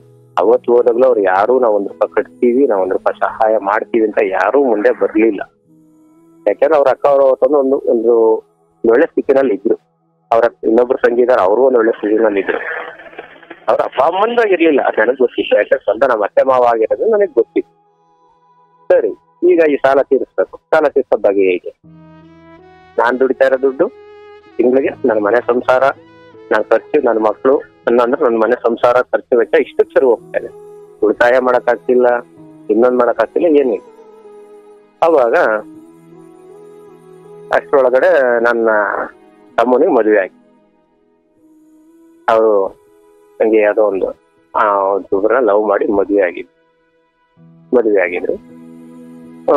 ಇದೆಲ್ಲ ಆಯ್ತು. ಅಷ್ಟರೊಳಗೆ ನಮ್ದು ಈ ತರ ಆಯ್ತಲ್ಲ, ಅವಾಗ ಸರಿ ಅಂದ್ಬಿಟ್ಟು ದಾರಿಗೆ ನಾನೇ ಹೋಗಿ ಕರ್ಕೊಂಬಂದೆ. ಎಲ್ಲಿ ಅವ್ರ ಅಕ್ಕಾರ ಮನೆ ಹತ್ರ ಹೋಗಿ, ನಾನು ನಮ್ಮ ಮನೆ ನಮ್ಮ ನಮ್ಮ ತಾಯಿರು ಹೋಗಿ, ಆಯ್ತಮ್ಮ ನಾನೇ ತಿಳಿಸ್ತೀನಿ ಬಾ ಸಾಲನ ಅಂತ ಹೇಳಿ ಕರ್ಕೊಂಬಂದೆ. ಯಾಕೆಂದ್ರೆ ನನ್ನ ಮಕ್ಕಳು ಮುಂದಿನ ಭವಿಷ್ಯ ಇವತ್ತು ಇದಾಗಲ್ಲ, ಏನೋ ಒಂದ್ಸರಿ ತಪ್ಪಾಗಿದೆ ಬಿಡು, ತಿದ್ಕೊಂಡು ನಡ್ಕೊಂಡು ಹೋಗ್ತಾರೆ. ಅಲ್ಲಿಂದ ಬಂದ ಮೇಲೆ ಆ ಸಾಲ ತೀರಿಸ್ಬೇಕು. ಸಾಲ ತೀರ್ಸಕ್ ಇಲ್ಲಿ ಏನು ಆಗ್ಬೇಕಿಲ್ಲ. ಬೆಂಗಳೂರಿಗೆ ಹೋಗಿ ಸಾಲ ತೀರ್ಸ್ತಾರೆ. ಅಷ್ಟರಲ್ಲಿ ಇವರು ನನ್ನ ತಮ್ಮನ ಮಿಸ್ಸಸ್ ಇದ್ರಲ್ಲ, ಅವರು ನಮ್ಮನೆಯಲ್ಲೇ ಇದ್ದು ಮಾಡ್ಕೊಂಡು ಹೋಗಿ ಸಾಲ ತೀರ್ಸ್ಕೊಂಡು ದುಡ್ದು ಅಂತ ಹೇಳಿದ್ರು. ಅವಾಗ ಸರಿ ಅಂದ್ಬಿಟ್ಟು ನಾನೇ ಮಾಡಿದೆ. ಅಲ್ಲಿಗೆ ಹೋಗಿ ಸತತವಾಗಿ ಇದರಲ್ಲಿ ಒಂದು ಕಂಪ್ನಿನಲ್ಲಿ ಒಂದು ಡೆಲಿವರಿ ಜಾಬ್ ಅಲ್ಲಿ ಸೇರ್ಕೊಂಡು ಸತತವಾಗಿ 3 ತಿಂಗಳು ದುಡಿದೆ. 3 ತಿಂಗಳು ಅಂತೀನಿ, 2 ವರ್ಷ ದುಡಿದೆ. ಅವ್ರ ಮನೆಯಲ್ಲಿ 3 ತಿಂಗಳು ಇದ್ದೆ, 3 ರಿಂದ 4 ತಿಂಗಳಿದ್ದೆ. ಆಮೇಲೆ ಬೇರೆ ಮನೆ ಮಾಡ್ಕೊಂಡು ನಾನೇ ಹೋಗಿದ್ದು ಸಾಲ ತೀರ್ಸ. ಆದ್ರೆ ನಾನು ಸಾಲ ಆಗ್ತಾ ಇರೋ ಸಾಲ ಜಾಸ್ತಿ ಆಗ್ತಾ ಇದೆ. ಅದನ್ನ ನಾನು ಹಗಲು ರಾತ್ರಿ ದುಡ್ಡು ತೀರಿಸ್ತಾ ಇದೆ. ಮತ್ತೆ ಸಾಲಕ್ಕೆ ಸಾಲ ಹೋಗ್ತಾನೆ ಇದೆ. ಅದು ಬಿಟ್ಟು ಬೇರೆ ಕಡೆ ಆಲ್ರೆಡಿ ತಿರ್ಗಾ ಸಾಲಗಳು. ಯಾರು? ನಮ್ಮ ಮಿಸ್ಸಸ್ ಮಾಡ್ಕೊಂತೀರ ಅಂದ್ರೆ ಅದಾದ್ಮೇಲೂ? ಹೌದು, ಅದಾದ್ಮೇಲೆ. ಬಟ್ ಆಗಲಾದ್ರೂ ಏನಕ್ಕೆ ಅಂತ ಗೊತ್ತಾಯ್ತಾ? ಅಂದ್ರೆ ಈಗ ಇಲ್ಲ, ಅಂದ್ರೆ ಅಷ್ಟೊತ್ತಿಗೆ ಯಾವುದೊಂದು ಅವರು ದುಡ್ಡು ಕಾಸಿನ ಸಂಘದ ಹುದ್ದೆ ಬಿಟ್ಟಿದ್ರು. ಸಂಘದ್ದು ಒಂದ್ ಕಡೆಗೆ ಅವ್ರದ್ದು ಈಗ ತಗೊಂಡಿರೋರು ಕಟ್ಟಿಲ್ಲ, ಇನ್ನೊಂದ್ ಕಡೆಗೆ ಅನ್ನೋದು ಒಂದ್ ಕಡೆಗಿತ್ತು, ಅದು ಒಂದ್ ಕಡೆಗಿತ್ತು. ಬಟ್ ಅದು ಜಾಸ್ತಿ ಕಾಣ್ತಾ ಇರ್ಲಿಲ್ಲ. ಅದ್ರಲ್ಲಿ ಯಾರೋ ಒಂದು ಕೆಲವರೊಬ್ರು ಆತರ ಮಾಡಿದಾರೆ ಅಂತ ಗೊತ್ತಾಗಿತ್ತು. ಬಟ್ ಅವ್ರ ದುಡ್ಡನ್ನ ಅವ್ರು ಸ್ವಲ್ಪ ಇವ್ರು ಕಟ್ಬೋದು, ಎಲ್ಲಾದ್ರೂ ಇವರೇ ಕಟ್ಟಕ್ ಆಗಲ್ಲ ಅನ್ನೋದು ಎಲ್ಲರಿಗೂ ಗೊತ್ತಿತ್ತು. ಆದ್ರೆ ಇಷ್ಟ ಆದ್ರೂ ಮತ್ತೆ ಆ ಸಾಲನ ತೀರ್ಸಿಂತ ಒಪ್ಕೊಂಡು ಆದ್ಮೇಲೂ ಬಂದ ಮೇಲೂ ಮತ್ತೆ ತಿರ್ಗಾ ಸಾಲಗಳಿಗೆ ಸಾಲಗಳಿಗೆ ಅಂದ್ರೆ ಇನ್ನ ನನಗ್ ಗೊತ್ತಿಲ್ಲ ಸಾಲಗಳು ಎಷ್ಟು ಅಂತ ನೋಡ್ಲಿ, ಎಷ್ಟು ಅಂತ ಮಾಡ್ಲಿ. ಕೊನೆಗೆ ಇಲ್ಲಿ ಹೋದಾಗ ಒಂದು ತಪ್ಪಾಯ್ತು ನನ್ನ ಕಡೆಯಿಂದ. ನಾನು ಹೋಗಿ ಅಲ್ಲಿ ಈಗ ನಮ್ಮ ತಮ್ಮ ಮನೆಗಿದ್ದೆ ಅಂತ ಹೇಳಿದ್ನಲ್ಲ, ಅಲ್ಲಿ ಅವರ ಮನೆಯಲ್ಲೂ ಒಂದ್ ಕಡೆ ಪ್ರಾಬ್ಲಮ್ ಇತ್ತು. ಯಾರ ಮನೇಲಿ? ನನ್ನ ತಮ್ಮ ಅವ್ರ ಮನೆ ಅಂತ ಹೇಳಿದ್ನಲ್ಲ, ತಮ್ಮ ಅವ್ರ ಕಡೆಗೆ ಒಂದ್ ಪ್ರಾಬ್ಲಮ್ ಇತ್ತು. ಅವ್ರ ಮನೆಯಲ್ಲೂ ಅಂದ್ರೆ ಈ ತರ ಎಲ್ಲ ಅವ್ರ ತರ ಒಂದು ಏನೋ ಪರಿಸ್ಥಿತಿಗಳು ಸರಿ ಇರ್ಲಿಲ್ಲ ಅವ್ರ ಮನೆ. ತಮ್ಮನ ಹೆಂಡತಿ ಕೇಳಿಸ್ತಾ ಇದೀನಿ ನನ್ನ ಧ್ವನಿ? ಈಗ ಕೇಳಿಸ್ತಾ ಇದೆ. ಯಾರ ಮನೆಯಲ್ಲಿ ಅಂದ್ರಿ? ನನ್ನ ತಮ್ಮ ಅವ್ರ ಮನೇಲಿ. ತಮ್ಮನ ಹೆಂಡತಿ ಅವರು ಬೆಂಗಳೂರಲ್ಲಿ ಇದ್ರು. ಏನ್ ಸಮಸ್ಯೆ ಅವ್ರದ್ದು? ಅವ್ರದ್ದು ಗಂಡ ಹೆಂಡತಿ ಸಮಸ್ಯೆ. ಅರ್ಥ ಅಂದ್ರೆ ಗಂಡ ಹೆಂಡತಿ ಸಮಸ್ಯೆ ಅಂದ್ರೆ ಆ ಹುಡುಗಿ ಒಳ್ಳೆ ಹುಡುಗಿ, ಇವ್ರಿಗೆ ಜವಾಬ್ದಾರಿ ಇಲ್ದಲೆ ನಡ್ಕೊಳ್ಳೋದು. ಯಾರು? ನಿಮ್ ತಮ್ಮ? ತುಂಬಾ ಬೇಜವಾಬ್ದಾರಿ ಅಂದ್ರೆ ಮನೆ ಆಗ್ಲಿ, ಮಕ್ಳಾಗ್ಲಿ, ಮಗು ಇದೆ, ಮಗು ಕೂಡ ಇದೆ, ಮಗಂದೇ ಆಗ್ಲಿ, ಆ ಮಗು ಹುಟ್ಟವರೆಗೂ ಸ್ವಲ್ಪ ಜವಾಬ್ದಾರಿ ಇತ್ತು. ಮಗು ಹುಟ್ಟಿದ ಮೇಲೆ ಎಲ್ಲಾ ಜವಾಬ್ದಾರಿಗಳನ್ನ ಮರೆತು ಡ್ರಿಂಕ್ಸ್ ಅಡಿಕ್ಟ್. ಅದಕ್ಕೆ ಮುಂಚೆಯಿಂದನೂ ಸ್ವಲ್ಪ ಇತ್ತು, ಅದು ಇನ್ನ ಫುಲ್ ಅಡಿಕ್ಟ್ ಮಾಡ್ಕೊಂಡು ಫುಲ್ ಡ್ರಿಂಕ್ಸ್ ಮಾಡ್ಕೊಂಡು ಯಾವಾಗ್ಲೂ ಒಟ್ಟು ಮನೆಗೆ ಒಂದು ಊಟ ಇಲ್ಲ ಪರವಾಗಿಲ್ಲ ಡ್ರಿಂಕ್ಸ್ ಬೇಕು. ಅಂದ್ರೆ ಆಗ ನಿಮ್ ಮನೆಗೂ ಅವ್ರ ಮನೆಗೂ ದೂರ ಐತಾ? ಹೌದು, ದೂರ ಆಯ್ತು. ಅವ್ರು ಆಲ್ರೆಡಿ ಬೆಂಗಳೂರಲ್ಲಿ ಹೋಗಿ ಅವರು ಸೆಟ್ಲ್. ಬೆಂಗಳೂರಲ್ಲಿ ಹೋಗಿ ನನಗಿನ ಮುಂಚೆ ಒಂದ್ 2 ವರ್ಷ ಮುಂಚೆನೆ ಹೋಗಿದ್ರು ಅವ್ರು ಬೆಂಗಳೂರಲ್ಲಿ. ಬಟ್ ನೀವು ಊರಲ್ಲೇ ಇದ್ರಿ? ನಾನು ಊರಲ್ಲೇ ಇದ್ದೆ, ಶಿರಾದಲ್ಲಿ. ಬಟ್ ಇಲ್ಲಿ ಏನು ಇದೇನು ತಪ್ಪು ಅಂದ್ರಲ್ಲಿ ಏನದು? ಅದು ಹೋಗಲ್ಲೇ ಇದ್ವಲ್ಲ, ಅವ್ರ ಮನೆಗೆ ಆತರ ನಡೀತಾ ಇತ್ತು. ಈಗ ತುಂಬಾ ಬೇಜವಾಬ್ದಾರಿ ತನ್ನಿಂದ ನಡ್ಕೊಂತಾ ಇದ್ರು. ನಡ್ಕೊಂತಿದ್ನಲ್ಲ, ಯಾವ್ದೊಂದಕ್ಕೂ ರೆಸ್ಪಾನ್ಸ್ ಜವಾಬ್ದಾರಿಗಳು ತಗೊಂತಾ ಇರ್ಲಿಲ್ಲ, ಮಾಡ್ತಾ ಇರ್ಲಿಲ್ಲ. ಪ್ರತಿಯೊಂದು ಹಿಂಗೆ ಇದ್ದಾಗ ಇರ್ತಾ ಇತ್ತು. ಮತ್ತೆ ಅವ್ರಿಗೂ ನನಗೂ ಒಂದು ಪ್ರೀತಿ ಸಂಬಂಧ ಬೆಳೆಯಿತು. ಅರ್ಥಾತ್ ನಿಮ್ಮ ತಮ್ಮನ ಹೆಂಡತಿಗೂ ನಿಮ್ಗೂ? ಹೌದು. ಅಂದ್ರೆ ಅದೇನು ನಿಮ್ಮ ಒತ್ತಾಯನೋ ಅಥವಾ ಅವ್ರ ಒತ್ತಾಯನೋ ಅಥವಾ ಇಬ್ಬರ ಒಮ್ಮತನೋ? ನನಗೆ ಈ ತರ ಸಮಸ್ಯೆಗಳು, ಅವ್ರಿಗೆ ಆ ತರ ಸಮಸ್ಯೆಗಳು. ಇಲ್ಲಿ ನಾವು ಇದಾಗ್ಲಿ ಒಂದು ಪ್ರೀತಿ ಭಾವನೆ ನಮ್ಮಿಬ್ಬರಲ್ಲೂ ಬೆಳೀತಾ ಬಂತು. ಆ ಪ್ರೀತಿ ಭಾವನೆ ಬೆಳೀತಾ ಬಂತು. ಅದು ಹಾಗೆ ಮುಂದಕ್ಕೆ ಕಂಟಿನ್ಯೂ ಆಗ್ತಾ ಬಂತು. ಕಂಟಿನ್ಯೂ ಆದ ಒಂದೂವರೆ ವರ್ಷ ಯಾರಿಗೂ ಗೊತ್ತಾಗಿಲ್ಲ. ಆಮೇಲೆ ಮತ್ತೆ ಗೊತ್ತಾಯ್ತು. ನೀವು ತುಂಬಾ ಮುಂದುವರೆದಿದ್ದು? ಹೌದು. ಅಂದ್ರೆ ನೀವು ಒಂದತ್ರ ಸೇರುವಷ್ಟು ಮುಂದುವರೆದಿದ್ರ? 1 ವರ್ಷ ಸೇರೋದ್ರೆ ಕುತ್ಕೊಂತಿದ್ವಿ, ಮಾತಾಡ್ತಾ ಇದ್ವಿ. ಇತ್ತು. ಆಮೇಲೆ ಅದು ನಮ್ಮ ಮನೆಯವರಿಗೆ ಗೊತ್ತಾಯ್ತು. ಒಂದ್ ನಿಮಿಷ. ಇಲ್ಲಿ ಆ ಹೆಣ್ಣು ಬಂದು ನಿಮ್ಮ ಹತ್ರ ಏನ್ ಕಷ್ಟ ಹೇಳ್ಕೊಳ್ತಿದ್ರು? ಏನು? ಆ ಹೆಣ್ಣು ನಿಮ್ ತಮ್ಮನ ಹೆಂಡತಿ ಬಂದು ನಿಮ್ಮ ಹತ್ರ ಏನ್ ಕಷ್ಟ ಏನ್ ಹೇಳ್ಕೊಳ್ತಾ ಇದ್ರು? ಯಾವ, ನನ್ನ ಹೆಂಡತಿನ ಅಥವಾ ಅವ್ರ ಹೆಂಡತಿ, ತಮ್ಮನ ಹೆಂಡತಿ? ಅವರು ನನ್ನ ಹತ್ರ ಏನ್ ಹೇಳ್ಕೊಂತಿದ್ರು ಅಂದ್ರೆ, ಈ ಪ್ರತಿಯೊಂದನ್ನು ಈ ತರ ಯಾವ್ದೇ ಜವಾಬ್ದಾರಿ ತಂದಾಗ ನಡ್ಕೊಳಲ್ಲ, ಏನೇ ಮಾಡಿದ್ರು. ಈಗ ಪ್ರತಿಯೊಂದಕ್ಕೂ ಯಾವಾಗ್ಲೂ ಕುಡ್ದ ಮನೆಗೆ ಒಂದೊತ್ತು ಉಪವಾಸ ಮಲಗುದ್ರು ನಾನಿರೋವರೆಗೂ ಸ್ವಲ್ಪ ಆಗೋಯ್ತು. ನಾನು 3 ತಿಂಗಳಾದ್ಮೇಲೆ ಹಿಂಗೆ ಯಾವತ್ತೋ ಒಂದೇನು ನನ್ನ ಮೇಲೆ ಗಲಾಟೆ ಮಾಡ್ದೆ ಅಂದ್ಬಿಟ್ಟು ನಾನು ತಪ್ಪು ರೂಮ್ ಮಾಡ್ಕೊಂಡು ಹೋಗ್ತೀನಿ ಅಂತ ನನ್ನ ಪಾಡಿನ ಬಂದ್ಬಿಟ್ಟೆ. ನಾನು ಅಲ್ಲಿರ್ಲಿಲ್ಲ. ಆದ್ರೆ ಒಂದೊತ್ತು ಆ ಹುಡ್ಗಿನ ತುಂಬಾ ಚಿತ್ರಹಿಂಸೆ ಕೊಡೋದು. ಅಂದ್ರೆ ಇದಕ್ ಮುಂಚೆ ನಮ್ಮ ಅವರ ಪ್ರೀತಿ ಸಂಬಂಧ ಬೆಳೆಯೋದಕ್ ಮುಂಚೆ ಆ ಹುಡ್ಗಿ ಒಂದು ಗಾರ್ಮೆಂಟ್ಸ್ ಫ್ಯಾಕ್ಟರಿ ಕೆಲ್ಸಕ್ಕೆ ಹೋಗ್ತಿತ್ತು. ಆ ಹುಡ್ಗಿನ ನೀನ್ ಅವ್ರ ಜೊತೆ ಸಂಬಂಧ ಇಟ್ಕೊಂಡಿದ್ಯಾ, ಇವ್ರ ಜೊತೆ ಸಂಬಂಧ ಇಟ್ಕೊಂಡಿದ್ಯಾ, ಹಂಗೆ ಹಿಂಗೆ ಅದು ಬೀದಿನಾಗ ಎಳೆಯೋದು, ಹೊಡಿಯೋದು, ಹೀಗೆಲ್ಲ ಮಾಡಿ ತುಂಬಾ ಚಿತ್ರಹಿಂಸೆ ಕೊಟ್ಟಿರೋದು ಅವ್ರು. ಅವರು ನಿಮ್ ತಮ್ಮ ಹೇಳೋ ಸಮಯದಲ್ಲಿ ಪಾಪ ಆ ಹುಡುಗಿ ಏನ್ ಬೇರೆ ಯಾವ ಸಂಬಂಧನೂ ಇಟ್ಕೊಂಡಿರ್ಲಿಲ್ಲ? ಇಲ್ಲ, ಯಾವುದೇ ರೀತಿಯ ಹೇಳಾದ್ಮೇಲೆ ನಿಮ್ ಜೊತೆ ಸಂಬಂಧ ಇಟ್ಕೊಂಡ್ರು? ಹೌದು. ಅವರು ಅಷ್ಟೇ ಕರೆಕ್ಟ್ ಆಗಿದ್ರು, ಅಷ್ಟೇ ಇದಾಗಿದ್ರು. ಯಾಕೆಂದ್ರೆ ಅವರು ಅಂತ ಒಂದು ಮನೆತನದಿಂದ ಬಂದಂತ ಹೆಣ್ಮಗಳಲ್ಲ. ತುಂಬಾ ಚೆನ್ನಾಗಿದ್ರು. ಅವರು ಮನೆ ಸಂಸಾರ ಕಷ್ಟ ನಷ್ಟ ಬರೀ ಇದ್ರ ಬಗ್ಗೆನೇ ಯೋಚನೆ ಮಾಡ್ತಾ ಹೋಗ್ತಾ ಒಂದು ಗಾಡಿನಲ್ಲಿ ಹೋಗ್ತಾ ಒಂದು ತಂದೆ ವಯಸ್ಸಿನವ್ರಿಗೂ ಕೂಡ ಕಟ್ಟಿ ಮಾತಾಡಿ ಜಗಳ ಮಾಡಿ ಓಡೋದು. ಇದನ್ನ ಏನಾದ್ರೂ ನಾವು ಪ್ರಶ್ನೆ ಮಾಡಕ್ ಹೋದ್ರೆ ನಮ್ಮ ಮೇಲೆ ಸೇರ್ಬಿಡ, ನಿಮ್ಗೂ ಸಂಬಂಧ ಆಯ್ತು ಅದಕ್ಕೆ ನಿಮ್ ಮಾತಾಡ್ತೀವಿ ಹಾಗೆ ಹೀಗೆ ಅಂತ ಇವ್ರು ಅಂದ್ರೆ ಅವಾಗ ನಮಗೂ ಅವ್ರು ಯಾವ್ದೇ ರೀತಿ ಸಂಬಂಧ, ನನಗೂ ಅವ್ರಿಗೂ ಯಾವ್ದೇ ರೀತಿ ಸಂಬಂಧ ಇರ್ಲಿಲ್ಲ. ಬಟ್ ಆತ ಇಲ್ದೇ ಇದ್ದಾಗ ಹಂಗಂತ ಹೇಳ್ತಿದ್ರು, ಬಟ್ ನೀವು ಕಾಲಕ್ರಮೇಣ ಅದನ್ನ ನಿಜ ಮಾಡ್ಬಿಟ್ರಿ. ಹೌದು, ಅದು ನಾವು ನಿಜ ಮಾಡಬೇಕು ಅಂತ ಮಾಡ್ಲಿಲ್ಲ, ನಿಜ ಮಾಡಬೇಕು ಅಂತ ನಾವು ಮಾಡ್ಲಿಲ್ಲ, ಇಲ್ಲ ಅದನ್ನ ಮನಸ್ಸಲ್ಲಿ ಇಟ್ಕೊಂಡು ಕೂಡ ನಾವು ಮಾಡ್ಲಿಲ್ಲ. ಯಾವಾಗ ಒಂದು ಅವರು ಅಷ್ಟೊಂದು ಶೋಷಣೆ ಅಂದ್ರೆ ಅಷ್ಟೊಂದು ನೊಂದು ಇದಾಗಿ ಅವರು ಒಂದು ಇದ್ದಾಗ ಏನೋ ನನ್ನಲ್ಲಿ ಒಂದು ನಾನು ಇಷ್ಟೊಂದು ಈ ಒಂದು ಪರಿಸ್ಥಿತಿಗಳಾಗ ಹೆಂಗಾಗುತ್ತೆ ಅವಾಗ ಅಂದ್ರೆ ಸಾಲ ದುಡಿದ್ರು ಸಾಲ ತೀರ್ಸಕ್ಕೆ ಕಷ್ಟ ಆಗುತ್ತೆ. ಸಾಲ ಏನಕ್ಕೆ ಅಂತ ಗೊತ್ತಾಗ್ತಿಲ್ಲ. ಬೇಡ ಮನೆ ನೋಡೋಣ, ಮಕ್ಕಳು ನೋಡೋಣ, ಸಾಲ ನೋಡೋಣ, ನನ್ನ ಹೋಗ್ಲಿ ಏನಕ್ಕೆ ಮಾಡ್ತಿದೀನಿ ತಿರ್ತಿದೀನಿ ಏನು ಎಷ್ಟ ಯಾವುದ್ರ ಬಗ್ಗೆ ಇವತ್ತವರೆಗೂ ಸಿಕ್ಕಿಲ್ಲ. ಇವತ್ತವರೆಗೂ ಅವ್ರ ಬ್ಯಾಂಕ್ ಸ್ಟೇಟ್ಮೆಂಟ್ ತೆಗಿಲಿಕ್ಕೆ ಸಿಗಲ್ಲ, ಏನ್ ತೆಗಿಲಿಕ್ಕೆ ಸಿಗಲ್ಲ. ಆದ್ರೂ ಸಾಲ ಈಗ ಒಂದು ಸುಮಾರು ಅಂದ್ರೆ ಒಂದು ವರ್ಷಗಳ ಈಚೆಗೆ ಸ್ವಲ್ಪ ಅಂದ್ರೆ ಒಂದು 90% ಕಡಿಮೆ ಆಗಿದೆ. ಅಂದ್ರೆ 90% ಕಡಿಮೆ ಆಗಿದೆ. ಹೆಂಡತಿ ಸಾಲ ಮಾಡೋದು ನಿಲ್ಸಿದ್ದಾರೆ ಅಂತ? ಸಾಲ ಒಂದು 90% ಸಾಲ ಮಾಡೋದು ನಿಲ್ಸಿದ್ದಾರೆ. ಅಲ್ಲಿವರೆಗೂ ನಾವು ಒಂದು ಒಂದು ಮನಸ್ಸಿಗೂ ಇಷ್ಟೇ ಹೇಳಿ ಇಷ್ಟೆಲ್ಲ ಮಾಡಿ ಊಟ ಆಗದೇ ಇಲ್ಲ ಅಂದ್ರೆ ನಾನು ಕರ್ಕೊಂಡ್ಬಂದು ಮನೆಗಿತ್ತು ಮತ್ತೆ, ಯಾಕೆಂದ್ರೆ ನಮ್ದೊಂದು ಸಂಸಾರ ಬೀದಿ ಬರ್ಬಾರ್ದು, ನಾಳೆ ಜನ ನಮ್ ಕಡೆ ಬೆಳ್ ಮಾಡಿ ತೋರಿಸ್ಬಾರ್ದು, ಅಷ್ಟೆಲ್ಲ ನಾನು ಮಾಡಿ ಇಟ್ಕೊಂಡ್ಬಂದ್ರು ನನಗೆ ಯಾವುದೇ ರೀತಿ ರೆಸ್ಪಾನ್ಸಿಬಲ್ ಬೆಲೆ ಮರ್ಯಾದೆ ಕೊಡ್ಲಿಲ್ಲ. ಹಾಗಾಗಿ ನಿಮ್ ಮನಸ್ಸು ಆ ಕಡೆ ಹರಿತು. ಯಾವಾಗ ನನ್ನ ಮನಸ್ಸು ಆ ಕಡೆ ಹರಿತು, ಯಾಕೆಂದ್ರೆ ಇಲ್ಲಿ ಇಬ್ರು ನೊಂದಿದ್ವಿ. ಓಹೋ, ಅಂದ್ರೆ ಅವರು ಗಂಡನಿಂದ ನೊಂದಿದ್ರು, ನೀವು ಹೆಂಡತಿಯಿಂದ ನೊಂದಿದ್ರಿ. ಸೊ ಹಾಗಾಗಿ ಒಂದೇ ಪಕ್ಷದವರಾಗ್ಬಿಟ್ರಿ ನೀವು. ಹೌದು. ಬಟ್ ಗೊತ್ತಾಗಿದ್ದು ಹೇಗೆ ಅಂತ? ಗೊತ್ತಾಗಿದ್ದು ಹೇಗೆ ಅಂದ್ರೆ ಮಾಮೂಲಿ ಅವರು ಈಗ ನಾನು ಮಾಮೂಲಿ ಮನೆಗೆ ಬರ್ತಾ ಇದ್ದಾಗ ಫೋನ್ ಮಾಡಿದ್ರು ಅವಾಗ ಫೋನ್ ಮಾತಾಡೋದ ಗೊತ್ತಾಯ್ತು. ಆಮೇಲೆ ಇವ್ರಿಗೆ ನಾವು ಸ್ವಲ್ಪ ಮಾಮೂಲಿ ಮಾತಾಡ್ಕೊಂಡು ಚೆನ್ನಾಗಿರುತ್ತಲ್ಲ ಅದ್ ನೋಡಿ ಡೌಟ್ ಶುರು ಆಯ್ತು. ಅಂದ್ರೆ ನಿಮ್ಮ ಹೆಂಡತಿಗೂ ಅವ್ರ ಗಂಡನ್ಗೂ? ಹೌದು, ನನ್ನ ಹೆಂಡತಿಗೂ ಡೌಟ್ ಶುರು ಆಯ್ತು, ಅವಂಗೂ ಡೌಟ್ ಶುರು ಆಯ್ತು.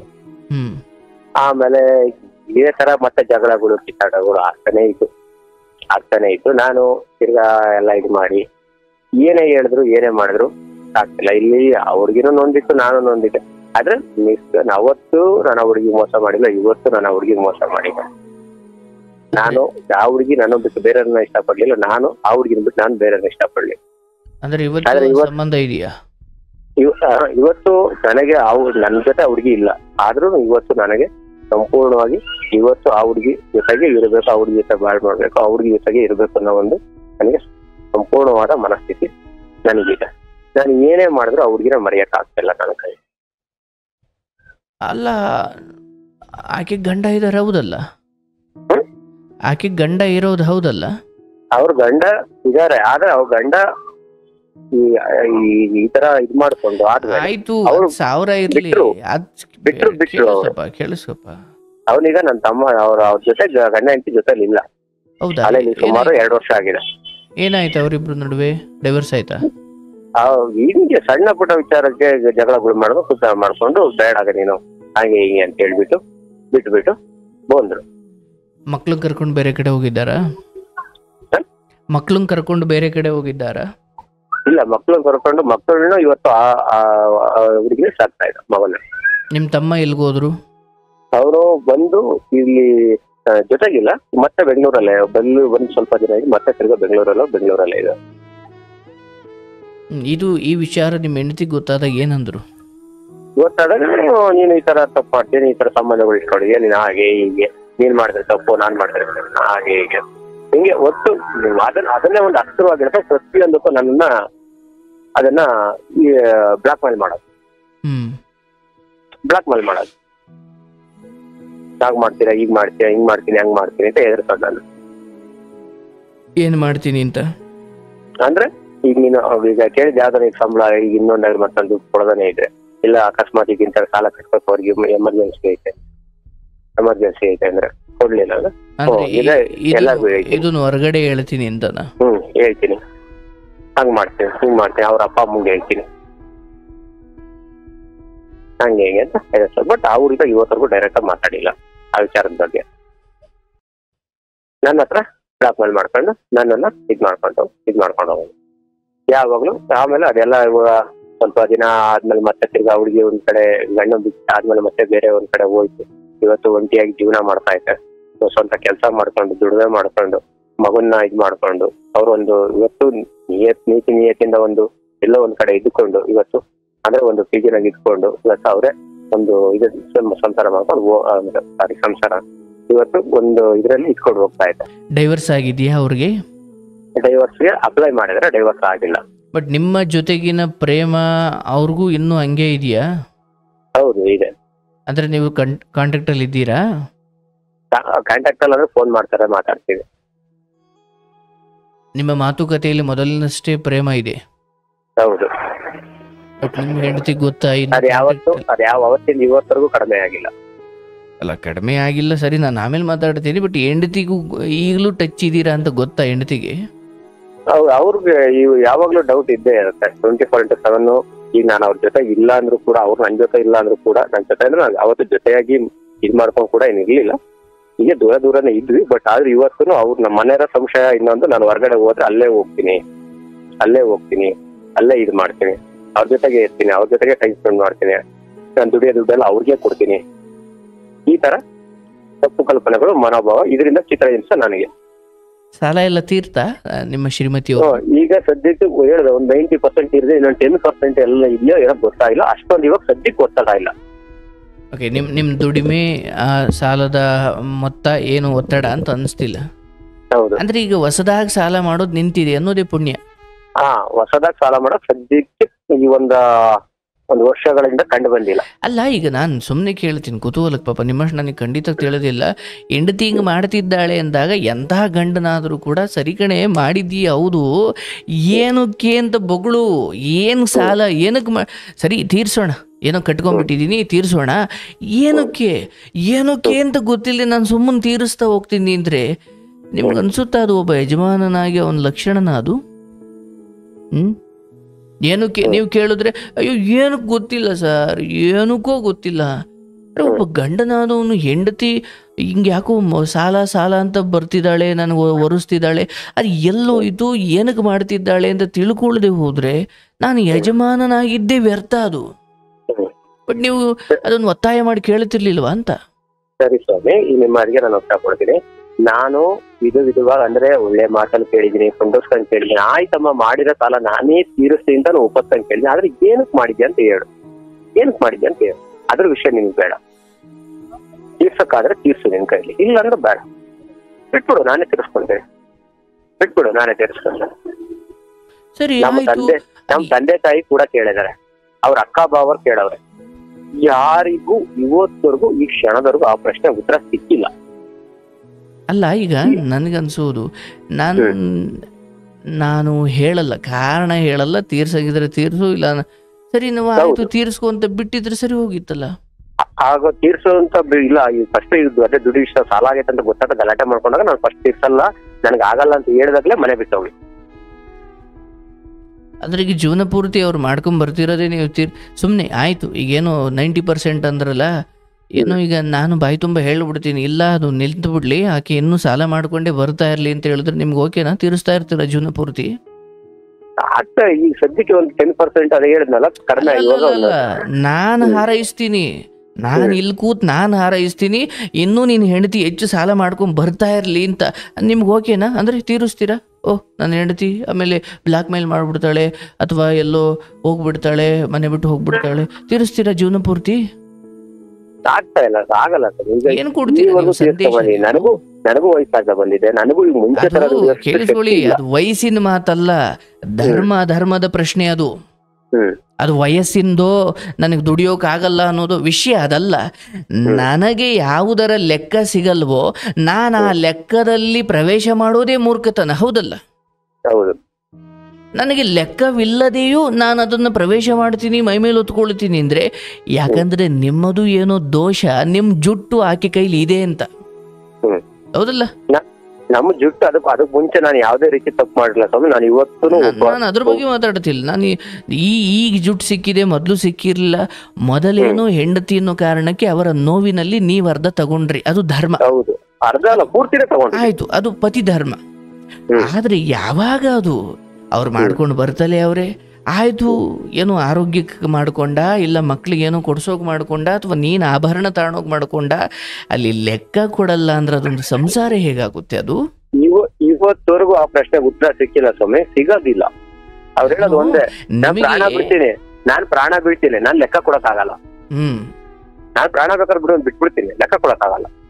ಅಲ್ಲ, ನಾನೀಗ ನಿಮ್ಮ ಜೊತೆ ಅದು ಮುಂದುವರಿಸ್ತೀನಿ. ಬಟ್ ನಾನು ಹೇಳೋದು, ನಿಮ್ಮ ಹಾಗೆ ಒಬ್ಬ ಪುರುಷ ಅಂದ್ರೆ, ಈಗ ನಿಮ್ಮ ಕತೆ ಕೇಳ್ತಿರೋ ನೂರಾರು ಸಾವಿರಾರು ಮಂದಿಗೆ ನಾನು ಹೇಳ್ತೀನಿ, ನಿಮ್ಮ ಜೀವನ ಸಂಗಾತಿ ಇಂಥ ಕೆಟ್ಟ ಹಠವನ್ನು ಹೊಂದಿದ್ದು, ಆಕೆ ಎಲ್ಲೋ ಸಾಲ ಮಾಡ್ಕೊಂಡು ಬರೋದು, ನೀವು ತೀರಿಸೋದು. ನಿಜವಾಗಿಯೂ ದಂಪತಿಗಳು ಹೇಗಿರಬಾರ್ದು ಅನ್ನೋದನ್ನು ಇವರು ನೋಡಿ ಕಲೀರಿ ಅಂತ ಹೇಳ್ತೀನಿ. ನೀವು ನಿಮ್ಮ ಪತಿಯ, ನಿಮ್ಮ ಹೆಣ್ಣಿನ ಅಥವಾ ನಿಮ್ಮ ಶ್ರೀಮತಿಯವರ ಸಾಲದಲ್ಲಿ ನೀವು ಅದನ್ನು ಪೂರ್ಣ ವಹಿಸಿಕೊಂಡ್ರಿ, ಅಲ್ಲಿವರೆಗೂ ಅದು ಧರ್ಮವಾಗಿ ಇತ್ತು. ಆದರೆ ಯಾವಾಗ ಅವರು ಅದನ್ನು ಇನ್ನೂ ಹೆಚ್ಚು ಅಂದರೆ ಪದೇ ಪದೇ ಮಾಡ್ತಾನೆ ಬಂದರು, ಕಾರಣ ಹೇಳ್ತಿಲ್ಲ ಅಂದಾಗ, ಒಂದು ದಂಪತಿಗಳ ಜೀವನ ಹೀಗಿರಬಾರ್ದು. ಯಾಕಂದರೆ ಒಂದು ಒಂದು ಒಂದು ಒಂದು ಗೌರವಾನ್ವಿತ ಆರೋಗ್ಯಕರವಾದ ಸಮಾಜವನ್ನು ಕಟ್ಟಬೇಕು ಅಂದರೆ ಇವೆಲ್ಲ ಮಾರಕ ಇವು. ಈಗ ನಿಮ್ಮ ವೈಫಲ್ಯವನ್ನಷ್ಟೇ ಹೇಳ್ತಾ ಇಲ್ಲ, ನೀವು ಹೇಳಿ, ನೀವು ಕೆಟ್ಟು ಸಮಾಜಕ್ಕೊಂದು ಉದಾಹರಣೆಯಾಗಿ ಹೋಗಲಿ.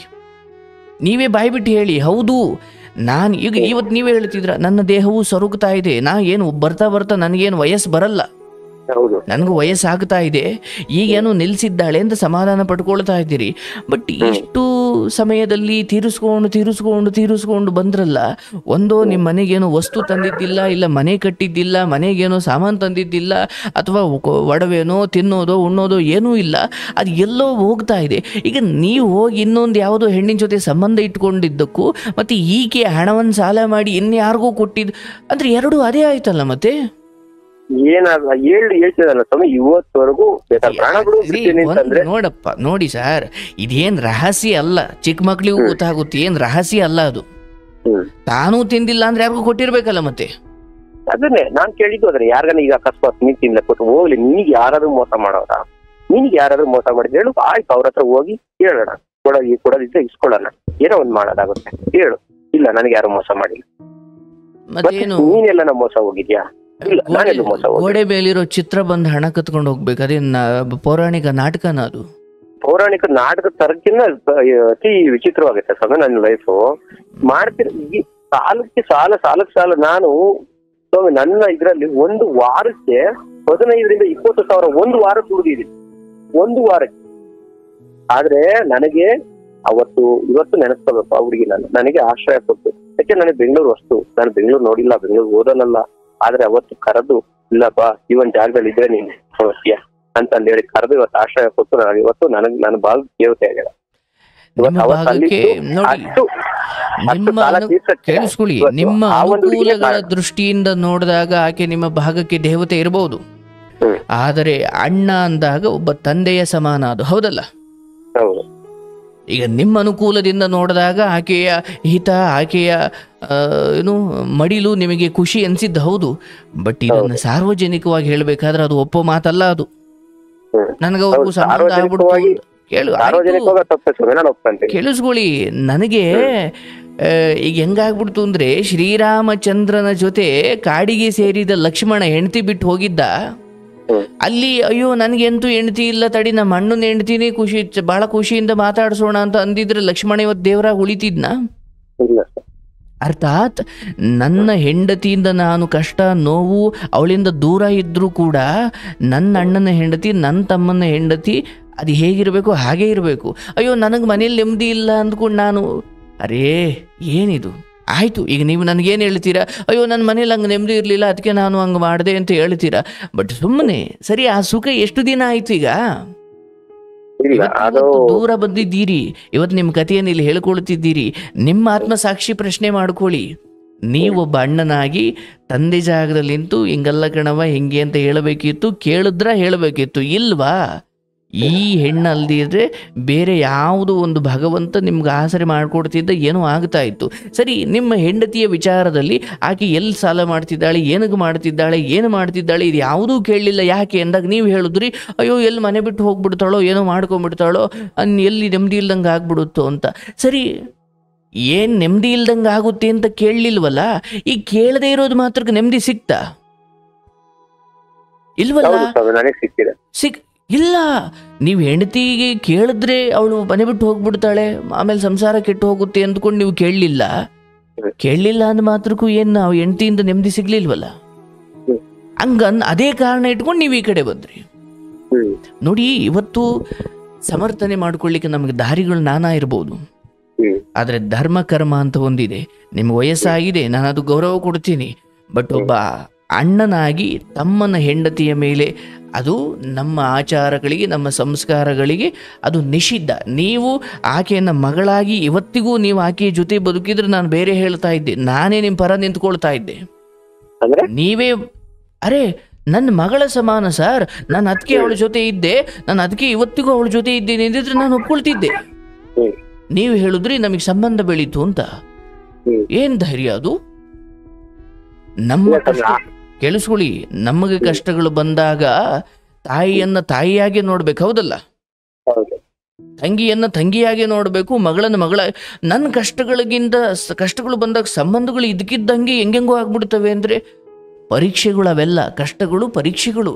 ಆ ಸಮಯದಲ್ಲೂ ತಮ್ಮನ ಹೆಂಡತಿ ನನಗೆ ಮಗಳ ಥರನೇ ಕಾಣಬೇಕು. ಬಟ್ ಯಾಕೆ ಹಿಂಗಾಯ್ತು? ನೀವು ಹೇಳ್ತೀರಿ ಮನೆಯಲ್ಲಿ ನೆಮ್ಮದಿ ಇರಲಿಲ್ಲ ಅಂತ. ನಾನು ನಿಮ್ಮನ್ನು ದೂಷಿಸ್ತಾ ಇಲ್ಲ, ಧರ್ಮಕರ್ಮ ಭಗವಂತ ನೋಡ್ಕೊಳ್ತಾನೆ. ಬಟ್ ನಾನು ನಿಮಗೆ, ನೀವು ತಗೊಳ್ಳೋದಾದರೆ ಇದೊಂದು ಆತ್ಮಕ್ಕೆ ತಗೊಳ್ಳಿ. ಹೌದು, ನಾನು ಹಂಗೆ ಆಗಬಾರ್ದಿತ್ತು. ಇವತ್ತಾದರೂ ನಾನು ಆ ಹೆಣ್ಮಗಳನ್ನು ಮಗಳು ಅಂತ ಇವತ್ತಿಂದಾದರೂ ನಾನು ಕಾಣ್ತೀನಿ. ನೀವು ಮಗಳು ಅಂದ್ಕೊಂಡ್ರೆ ಆಕೆ ನಾನು ನಿಮ್ಮನ್ನು ಏನೋ ಅಂದ್ಕೊಂಡಿದ್ದೆ, ನೀವೇನ್ರಿ ನನ್ನನ್ನು ಮಗಳು ಅಂದ್ಬಿಟ್ರಿ, ಇವತ್ತಿಂದ ನಾನು ನಿಮ್ಮ ಜೊತೆ ಇರಲ್ಲ ಅಂತ ಹೇಳ್ಬೋದೇನೋ, ಪರವಾಗಿಲ್ಲ. ಬಟ್ ವಯಸ್ಸಾಗ್ತಾ ಆಗ್ತಾ ಆಗ್ತಾ ಆಗ್ತಾ ಆಗ್ತಾ ನಾನು ಈಗ ನನ್ನ ತಮ್ಮ ಕುಡಿದು ಅದು ಇದು ಅವನು ಯಾಕೋ ಕೆಟ್ಟು ಹೋಗ್ಬಿಟ್ಟ, ಅವನು ಸರಿ ಇಲ್ಲ, ತಮ್ಮನ ಹೆಂಡತಿಗೆ ನೆಮ್ಮದಿ ಇಲ್ಲ. ನೀವು ನೆಮ್ಮದಿಯನ್ನು ಬೇರೆ ಥರ ಕೊಡ್ಬೋದಿತ್ತು. ನಿಮ್ಗೆ ಬಿಡ್ತೀನಿ ಈಗ, ನೀವ್ಯಾರಿ ನನಗೆ ಹೇಳಕ್ಕೆ ಅಂತ ನೀವು ಹೇಳಿದ್ರು ಏನು ತೊಂದರೆ ಇಲ್ಲ, ಕೃಷ್ಣ ನೋಡ್ಕೊಳಪ್ಪ ಅಂತೀನಿ ಅಷ್ಟೇ. ನಾನು ಅಲ್ಲ, ನನಗೆ ಧರ್ಮ ಮುಖ್ಯ, ನನಗೆ ಧರ್ಮ ಮುಖ್ಯ. ನಾನು ಹಾರೈಸಬಲ್ಲೆ, ನಿಮ್ಮೆಲ್ಲ ಕಷ್ಟಗಳು ಮಂಜಿನಂತೆ ಕರಗೋಗಬಲ್ಲೆ. ಬಟ್ ನಿಮ್ಮ ತಪ್ಪುಗಳನ್ನು ನಾನು ನಗನಗ್ತಾ ನಾನು ಸ್ವೀಕರಿಸಲಾರೆ.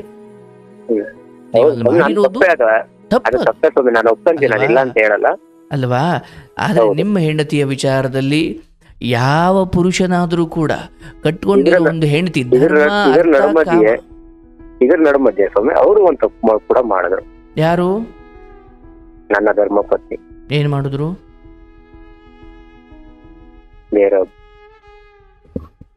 ಅಂದ್ರೆ ಯಾವುದನ್ನ ನೀವು ಅನುಮಾನದ ಬುಟ್ಟಿಯಲ್ಲಿಟ್ಟಿದ್ರು ಅದು ಸತ್ಯವಾಯಿತು. ನಿಮ್ಗೆ ಹೇಗೆ ಗೊತ್ತಾಯ್ತು? ಅವರ ಮೊಬೈಲ್ ಮೇಲೆ ಗೊತ್ತಾಯ್ತು. ಹಾಗೇನು ಓಕೆ, ನನ್ನಂಗೆ ಇವ್ರದ್ದು ದಾರಿ ತಪ್ಪಿದೆ ಅಂದ್ಕೊಂಡ್ರಿ, ಅಥವಾ ಅಲ್ಲಿವರೆಗೂ ನಿಮ್ಮ ವಿಚಾರ ಇವತ್ತವರೆಗೂ ನಡ್ಕೊಂಡ್ಬಂದಿದ್ದು ಒಂದೇ ಸಾಗಿ, ನಿನಗಿಂತ ನಾನ್ ಕಡಿಮೆ ಅಲ್ಲ, ನೀನ್ ಹೆಚ್ಚು ನಾನ್ ಹೆಚ್ಚು. ಓಹೋ, ಇದ್ರಲ್ಲೂ? ಹೌದು, ಯಾವ್ದ್ರಲ್ಲೂ ಬಿಡ್ಲಿಲ್ಲ ಸರಿ. ಸಾಲ ಮಾಡಿ ಹೊಸದ್ರು ತೀರಿಸ್ಕೊಂಬಂದೆ, ಇದ್ರಲ್ಲಿ ಈ ತರ ಮಾಡಿದ್ರು ಅದನ್ನೂ ಸಹಿಸ್ಕೊಂಬಂದೆ. ಅದನ್ನು ಸಹಿಸ್ಕೊಂಬಂದೆ, ಗೊತ್ತಾದಾಗ್ಲೂ ಸಹಿಸ್ಕೊಂಬಂದೆ. ಯಾಕೆ ಸಹಿಸ್ಕೊಂಬಂದೆ? ನಾನ್ ತಪ್ಪು ಮಾಡಿದೆ ಅಂತ ಈ ತರ ಮಾಡಿ ಸರಿನಾ ಅಂತ ಕೇಳಿ, ನೀನ್ ಯಾರು ನನಗೆ ಹೇಳಕ್ಕೆ? ನೀನೇ ತಪ್ಪು ಮಾಡಿ ನನಗೆ ಹೇಳೋ ನೈತಿಕತೆ ಹಕ್ಕು ನಿನಗಿಲ್ಲ. ನೀನ್ ಕೇಳೋ ರೈಟ್ ನನಗಿಲ್ಲ. ಸರಿ ಆಯ್ತಲ್ಲ, ಮತ್ತೆ ಹೇಳ್ಕೊಡು. ಅಲ್ಲ ಅದೇ ಸರಿ ಹೋಯ್ತಲ್ಲ, ಆಕೆ ಉತ್ತರ ಸರಿ ಇದೆಯಲ್ಲ. ಹೇಳಿದೆ, ಆಮೇಲೆ ನಿನಗಿನ್ನ ನಾನು ಯಾವ್ದ್ರಲ್ಲೂ ಕಡಿಮೆ ಇಲ್ಲ, ಯಾವ್ದ್ರಲ್ಲೂ ಕಡಿಮೆ ಇಲ್ಲ. ಇವತ್ತು ನನ್ನ ಮಕ್ಕಳ ಭವಿಷ್ಯ, ನಮ್ಮ ತಂದೆ ತಾಯಿ, ನನ್ನ ಕುಟುಂಬ, ಇವತ್ತು ನಾನು ದುಡಿಬೇಕು, ನಾನು ಸಾಕು. ಇವತ್ತು ನನ್ನ ಹೆಂಡತಿ ಮಕ್ಕಳು, ನನ್ನ ಹೆಂಡತಿ ಜೊತೆಗಿಟ್ಟಂಗೆ ನಾನು ಸಾಕ್ತಾರೆ. ಬಟ್ ಆ ಸಂಬಂಧ ಇನ್ನೂ ಜೀವಂತವಾಗಿದೆ ಆಕೆದು. ಆದ್ರೆ ಜೀವಂತವಾಗಿದೆ ಸ್ವಾಮಿ, ಅದಕ್ಕೆ ಜೀವ ಇಲ್ಲ. ಅರ್ಥಾತ್ ಒಂದು ಗೂಬೆ ಇದೆ, ಆದ್ರೆ ಅದರ ಪುಕ್ಕ, ರೆಕ್ಕೆ, ಕೊಕ್ಕು ಎಲ್ಲ ಮುರಿದಾಕಲಾಗಿದೆ. ಇಲ್ಲ, ಇದೆಲ್ಲ ಗೊತ್ತಾದ್ಮೇಲೆ, ಇಷ್ಟೆಲ್ಲ ಜಗಳ ಆಗಿದೆ ಆದ್ಮೇಲೆ ಆ ಹುಡುಗಿನೂ ಒಂದ್ ಧೈರ್ಯ ಮಾಡಿ ನೇರ ಅವರ ಯಜಮಾನ್ರ ಸಲ ಮಾತಾಡಿದ್ರು. ಯಾರು ಯಜಮಾನ್ರ ಹತ್ರ? ಅವರು ಈಗ ನಾನೊಂದು ಇಷ್ಟ. ಅಂದ್ರೆ ನಿಮ್ಮ ಶ್ರೀಮತಿಯವರ ಸಂಪರ್ಕದಲ್ಲಿರೋ ಆ ವ್ಯಕ್ತಿಯ ಹೆಂಡತಿ? ಅಲ್ಲ, ಇದು ನಮ್ಮ ಇದು ಅಂದ್ರೆ ಈಗ ನಾನು ಆಶ್ರಯ ಕೊಟ್ಟಿದ್ರಲ್ಲ ನನಗೆ, ನಿನ್ ತಮ್ಮನ ಹೆಂಡತಿ ಅಂತ ಹೇಳಿ. ಹೌದು, ಅವ್ರ ಬಗ್ಗೆ ಮಾತಾಡಿದ್ರು ಡೈರೆಕ್ಟ್ ಆಗಿ, ಒಪ್ಕೊಂಡ್ರು ಅವ್ರ ಎದುರಿಗೆ. ಯಾರು ನಿಮ್ ತಮ್ಮನ ಹೆಂಡತಿ ನಿಮ್ಮ ಹೆಂಡತಿ ಹತ್ರ ಮಾತಾಡಿದ್ರು? ಅಲ್ಲ, ನನ್ನ ತಮ್ಮನ ಹೆಂಡತಿ ತಮ್ಮನ ಹತ್ರ ಮಾತಾಡಿ ಅವರು ಇರೋ ತಪ್ಪನ್ನ ಒಪ್ಕೊಂಡ್ರು. ಏನು ಸತ್ಯ? ನಾವ್ ಈ ತರ ತಪ್ಪು ಮಾಡಿದೀವಿ. ಓಕೆ.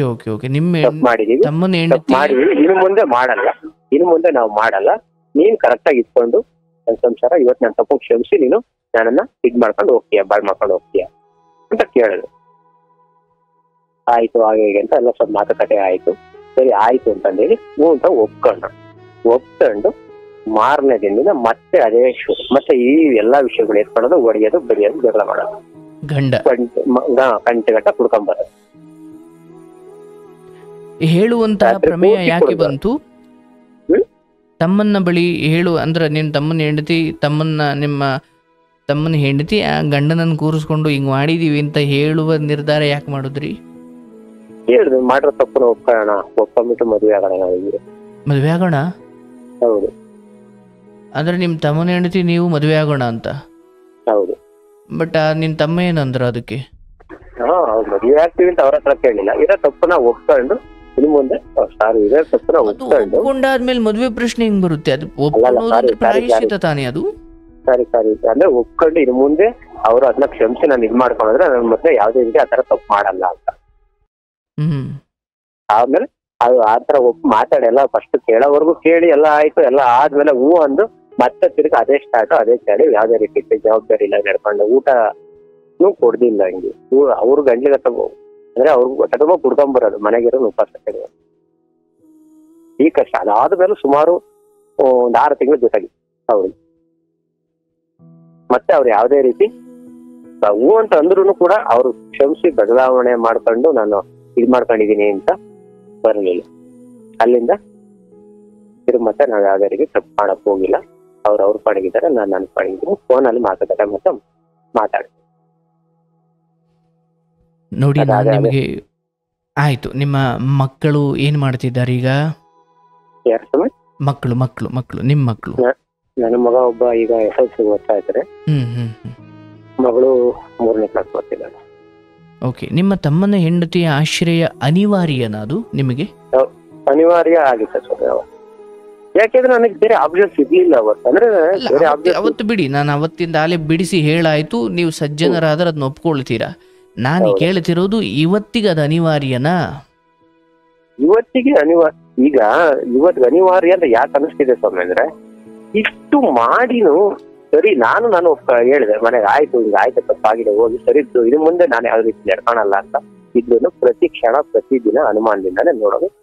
ನಾನು ಎಲ್ಲಿ ಹೊರಗಡೆ ಹೋದ್ರು ಬಂದ್ರು ಅದೇ ಅನುಮಾನದಿಂದಾನೇ ನೋಡೋದು, ಅದೇ ಚುಚ್ಚಿ ಮಾತು, ನೆಮ್ಮದಿ ಇಲ್ಲ ಮನಸ್ಸಿಗೆ.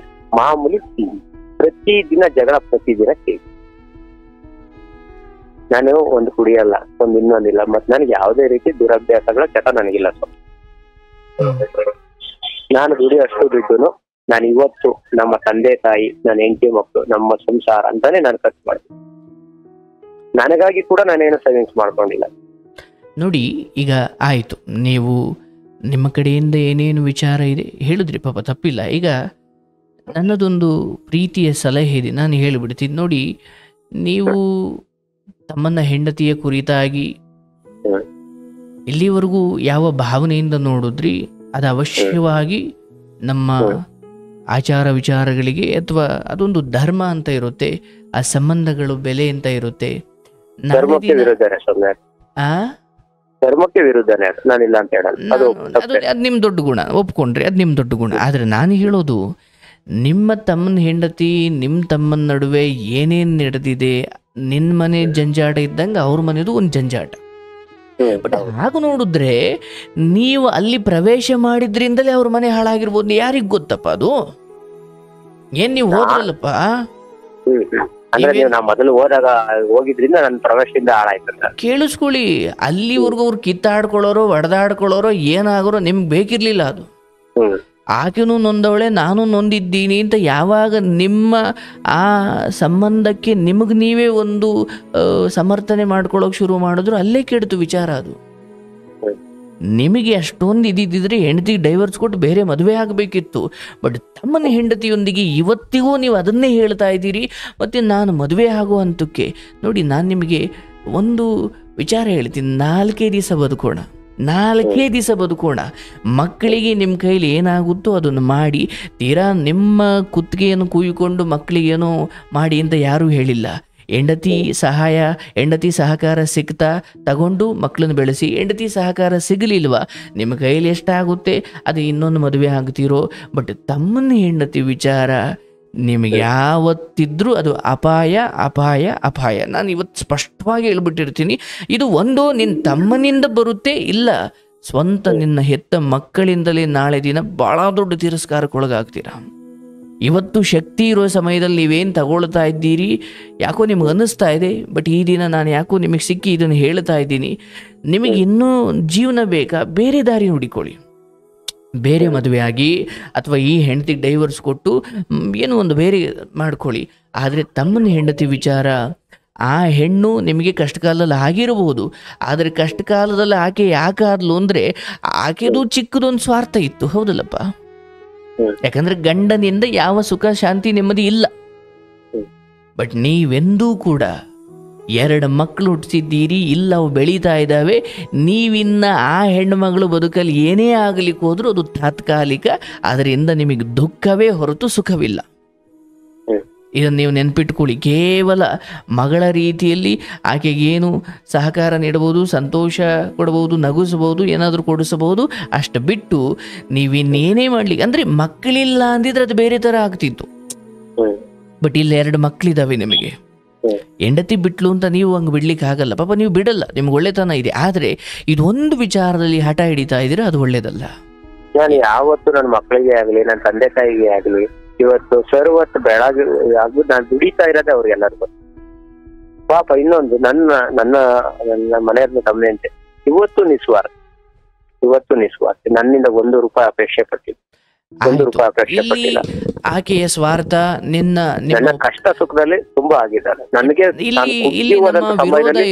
ಧೈರ್ಯ ಕೊಟ್ಟಿದ್ದಾರೆ. ಕೇಳಿಸ್ಕೊಳಪ್ಪ, ಧೈರ್ಯ ಕೊಟ್ಟು ಧೈರ್ಯ ಕೊಟ್ಟಿದ್ದಾರೆ, ಅದಕ್ಕೆ ನಾನು ಶ್ಲಾಘನೆ ಮಾಡ್ತೀನಿ. ಆದರೆ ನೀವೇ ಬಾಯಿ ಬಿಟ್ಟು ಹೇಳದಂತೆ ಅದನ್ನು ಬೇರೆ ರೀತಿ ತಗೊಳ್ಳೋದು, ನಾಳೆ ಇಲ್ಲ ಅವಳು ಮಕ್ಕಳು ರುಚಿಗೆ ಹೇಳ್ತಾರೆ, ಇಲ್ಲ ಈ ನಿನ್ನ ಮಕ್ಕಳು ರುಚಿಗೆ ಹೇಳ್ತಾರೆ, ಅದು ಬೇರೆಯೇ ಕಥೆಯಾಗುತ್ತೆ. ನಾನು ನಿಮ್ಮ ಇವತ್ತಿನ ಸಂಕಲ್ಪಗಳಿಗೆ ಅಡ್ಡ ನಿಲ್ತಾ ಇದ್ದೀನಿ, ಕ್ಷಮಿಸಿ. ನಾನು ನಿಮ್ಮ ನಾಳೆಗಳನ್ನು ಯೋಚನೆ ಮಾಡ್ತಾ ಇದ್ದೀನಿ. ನೀವು ನಾಳೆಗಳನ್ನು ನೆನ್ಪಿಟ್ಕೊಳ್ಳದೆ ಇವತ್ತು, ಹೌದು ಬದುಕು ನಾಳೆ ಇರುತ್ತೋ ಇಲ್ವೋ ಗೊತ್ತಿಲ್ಲ, ಆದರೆ ಇರಲ್ಲ, ಅಯ್ಯೋ ನಾವು ಬೆಳಗ್ಗೆ ವರ್ಷ ಸಾಯ್ಬೋದು ಅಂದ್ಕೊಂಡು ಇವತ್ತು ರಾತ್ರಿ ಏನೇನೋ ಮಾಡ್ಲಿಕ್ಕೆ ಆಗಲ್ಲ, ಅದು ಹೌದಲ್ಲ? ಹಾಗಾಗಿ ನಾನು ನಿಮಗೆ ಹೇಳ್ತೀನಿ, ನಿಮ್ಮ ಹೆಂಡತಿ ವಿಚಾರದಲ್ಲಿ ಇಷ್ಟು ದಿನ ಏನು ಆಕೆ ಸಾಲ ಮಾಡ್ತಾ ಬಂದರು, ಯಾಕೆ, ಎಲ್ಲಿ, ಏನು ಕಾರಣ, ಏನೂ ಕೇಳದೆ ಏನು ತಾಳ್ಮೆ ವಹಿಸಿದ್ರಲ್ಲ, ಇನ್ನು ಮುಂದೆಯೂ ಅದೇ ತಾಳ್ಮೆ ವಹಿಸಿ. ಇಲ್ಲ ಅವಳು ಒಬ್ಬಟಳ ತಡೆಯೋಕ್ಕಾಗಲ್ಲ, ಆಕೆ ತುಂಬ ಅನುಮಾನ ಪಡ್ತಾಳೆ ಅಂದರೆ ವಿಚ್ಛೇದನ ಕೊಡಿ. ಆದರೆ ನಿನ್ನ ತಮ್ಮನ ಹೆಂಡತಿಯನ್ನು ಆಕೆ ಪಾಡಿಗೆ ಆಕೆಯನ್ನು ಬಿಟ್ಟು ನಿಮ್ಮ ಮಕ್ಕಳ ರಕ್ಷಣೆ ಮಾಡ್ತಾ ಅವ್ರಿಗೆ ಸಂಸ್ಕಾರ ಕೊಡ್ತಾ ನಿಮ್ಗೆ ಹಂಗೂ ಮದುವೆ ಆಗಬೇಕಂದ್ರೆ ನೀವು ಈ ಹೆಣ್ಣನ್ನು ಬಿಟ್ಟು ಬೇರೆ ವಿಚಾರ ಕೈ ಹಾಕಿದ್ರೆ ಆ ಹೆಣ್ಣು ನಿಮ್ಮ ಬದುಕಿಗೆ ಭಾಗ್ಯ ಆಗಬಹುದು.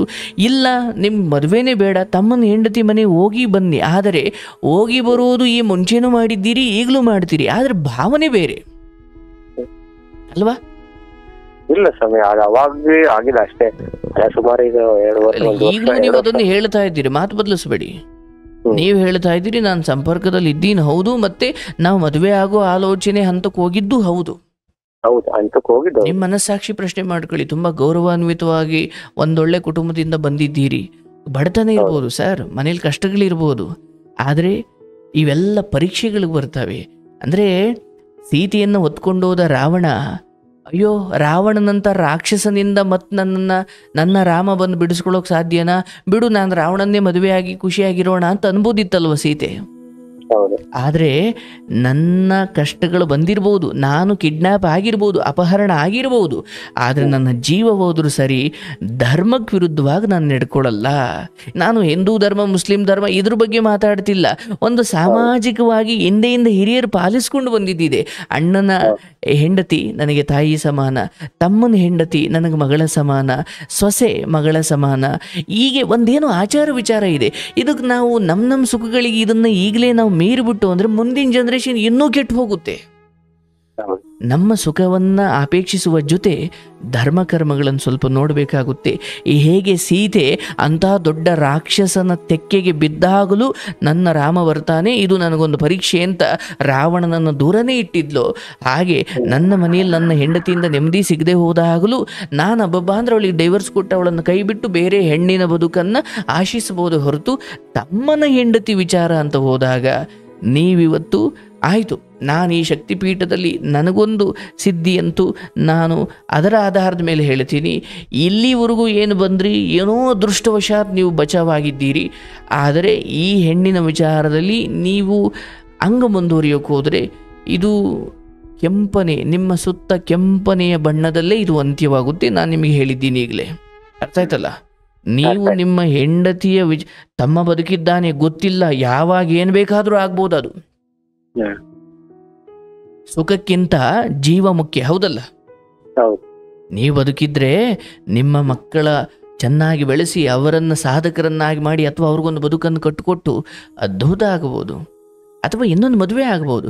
ಬಟ್ ತಮ್ಮನೇ ಹೆಂಡತಿ ವಿಚಾರದಲ್ಲಿ ಬೇಡಿ. ನನಗೆ ನಿಮ್ಮ ಬಗ್ಗೆ ಬಹಳ ಗೌರವ ಯಾಕೆ ಬಂತು ಅಂದರೆ, ಹೆಂಡತಿಗೆ ಒಬ್ಬ ಗಂಡನಾಗಿ ಎಷ್ಟು ಕ್ಷಮೆ ಕೊಟ್ರಿ, ಆ ಕ್ಷಮೆ ತೀರಾ ಬಿಡಿಸ್ತಾ ಹೋದಾಗ ಅದು ತಪ್ಪೇ.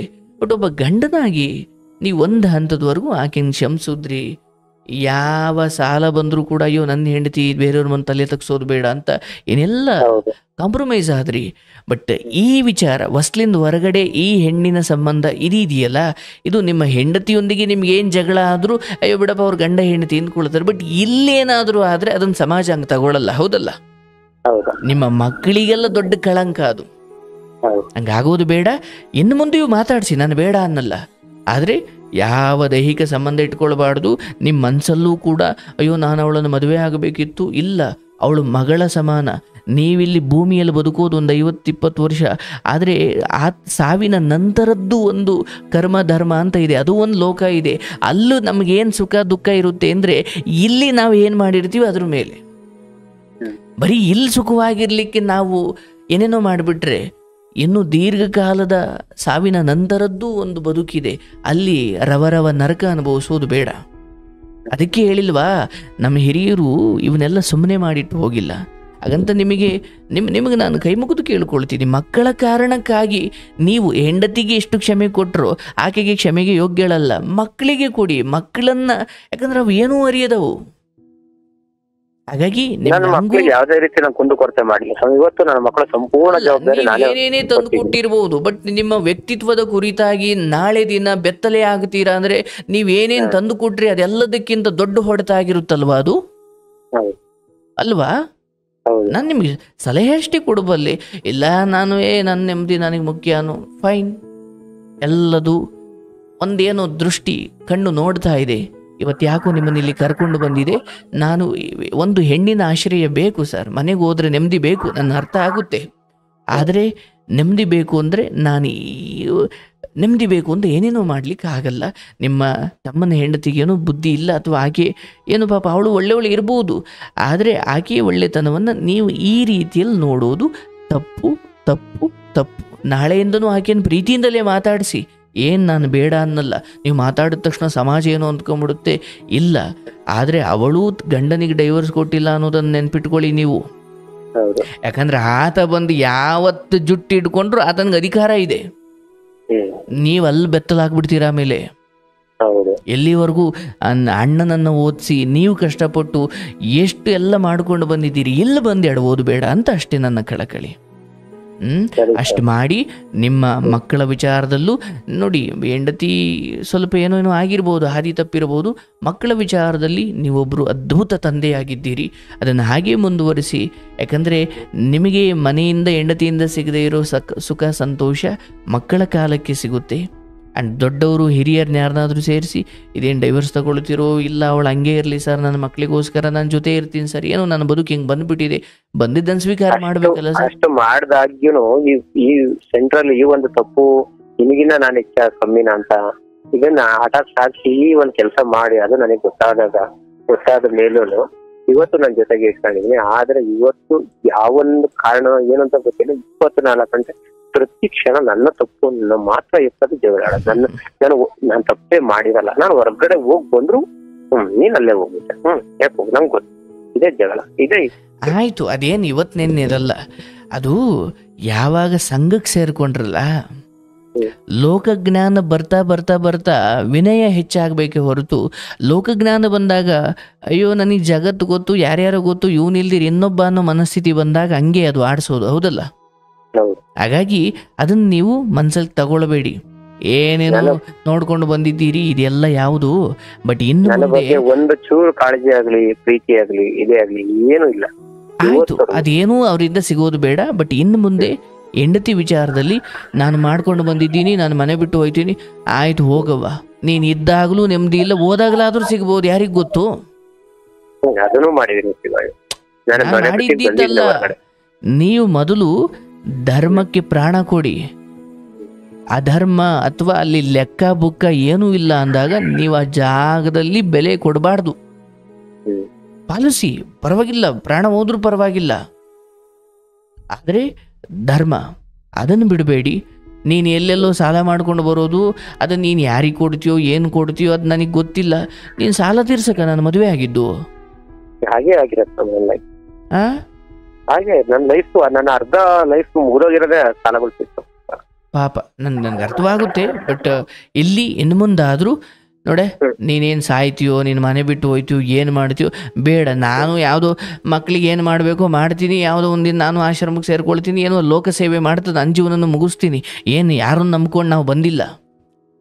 ಮನೆ ಸಂಸಾರ ಅಂದಾಗ ಸಂಸಾರ ನನ್ನ ಮಿಸ್ಸಸ್ ಇವತ್ತು ನಂಬ್ಕೊಂಡಿದ್ರೆ ಇವತ್ತು ನನ್ನ ಮಕ್ಕಳನ್ನ ಈ ಒಂದು ಇದು ಸ್ಥಾನಕ್ಕೆ ತರಕ್ ಆಗ್ತಿರ್ಲಿಲ್ಲ. ತುಂಬಾ ತುಂಬಾ ತುಂಬಾ ನನ್ನ ಮಕ್ಕಳ ಬಗ್ಗೆ ಒಂದು ಇಟ್ಕೊಂಡು ಇಷ್ಟಲಿವರೆಗೂ ಇದೆಲ್ಲ ಸಹಿಸ್ಕೊಂಡ್ ಬಂದಿದ್ದೀನಿ. ಅದಂತೂ ಅದ್ಭುತವೇ. ಆದರೆ ಇಲ್ಲಿ ಸ್ವಲ್ಪ ತುಂಬ ತಪ್ಪು ದಾರಿಲಿ ಹೋಗಿದ್ದೀರಿ. ಅದೊಂದು ಎಚ್ಚರಿಕೆ ಮಾಡಿದ್ದೀನಿ, ದಯವಿಟ್ಟು ಅದೊಂದು ಪಾಲನೆ ಮಾಡಿ. ಮುಂದಿನ 8 ತಿಂಗಳ ಮೇಲೆ ನಿಮ್ಮ ಜೀವನ ಇನ್ನೂ ಅದ್ಭುತವಾಗುತ್ತೆ. ನಾನು ಭರವಸೆ ಕೊಡ್ತೀನಿ, ನಿಮ್ಮ ಹೆಂಡತಿಯಲ್ಲಿ ಇನ್ನೂ ದೊಡ್ಡ ಸುಧಾರಣೆ ಆಗ್ತವೆ. ಅರ್ಥ ಆಯ್ತಲ್ಲ? ಆಗುತ್ತೆ. ನಿಮ್ಮ ನೆಮ್ಮದಿ ನಿಮ್ಮ ಮನೆಯಲ್ಲೇ ಸಿಗೋ ಥರ ಆಗುತ್ತೆ. ಬಟ್ ಹೊರಗಡೆ ವಿಚಾರ ನಿಮ್ಮ ಹೆಂಡತಿ ಹೇಳಲಿ ಬಿಡ್ಲಿ, ನಿಮ್ಮ ಆತ್ಮಸಾಕ್ಷಿ ಅದು. ಯಾಕಂದರೆ ಹೆಂಡತಿ ಹೇಳಿದ್ಲು ಅಂತ ಹೋಗದೇ ಇರಲ್ಲ, ಅಥವಾ ಅವಳು ಹೇಳಲಿಲ್ಲ ಅಂತ ಹೋಗ್ತೀನಿ ಅಂತಲೂ ಅಲ್ಲ. ಹೇಳೋದು ಬಿಡೋದು, ಹೇಳೋರು ಹೇಳಲಿ, ಬಟ್ ನನ್ನ ಆತ್ಮಸಾಕ್ಷಿ. ಯಾಕಂದರೆ ನನಗೂ ಗೊತ್ತಿಲ್ಲದ ವಿಚಾರಗಳು ಎಷ್ಟೋ ನಿಮಗೆ ಗೊತ್ತು. ಯಾಕಂದರೆ ನಿಮ್ಮ ಆತ್ಮಸಾಕ್ಷಿ, ನಿಮ್ಮ ಆತ್ಮ ಎಲ್ಲದಕ್ಕೂ ಸಾಕ್ಷಿಯಾಗಿದೆ. ಅದು ನಿಮಗೆ ಗೊತ್ತು. ಅದ್ರ ಮೇಲೆ ನಿರ್ಧಾರ ಮಾಡಿ. ಕತೆ ಕೇಳ್ತಾ ಇದ್ದೀರಿ, ಯಾರು ಯಾವುದರಿಂದಲೂ ತಪ್ಪಿಸ್ಕೊಳ್ಳೋಕ್ಕಾಗಲ್ಲ ಸರ್. ಇವತ್ತು ಎಂತ ದೊಡ್ಡ ದೊಡ್ಡವರು ಎಲ್ಲೆಲ್ಲೋ ಇದ್ದಾರೆ. ಅರ್ಥ ಆಯ್ತಲ್ಲ?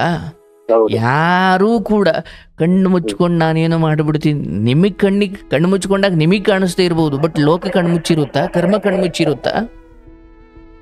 ನಾಳೆ ದಿನ ನಿಮ್ಮ ತಮ್ಮನ ಹೆಂಡತಿ ಗೊತ್ತಿಲ್ಲ ಯಾರು ಯಾವಾಗ ಬದಲಾಗ್ತಾರೋ.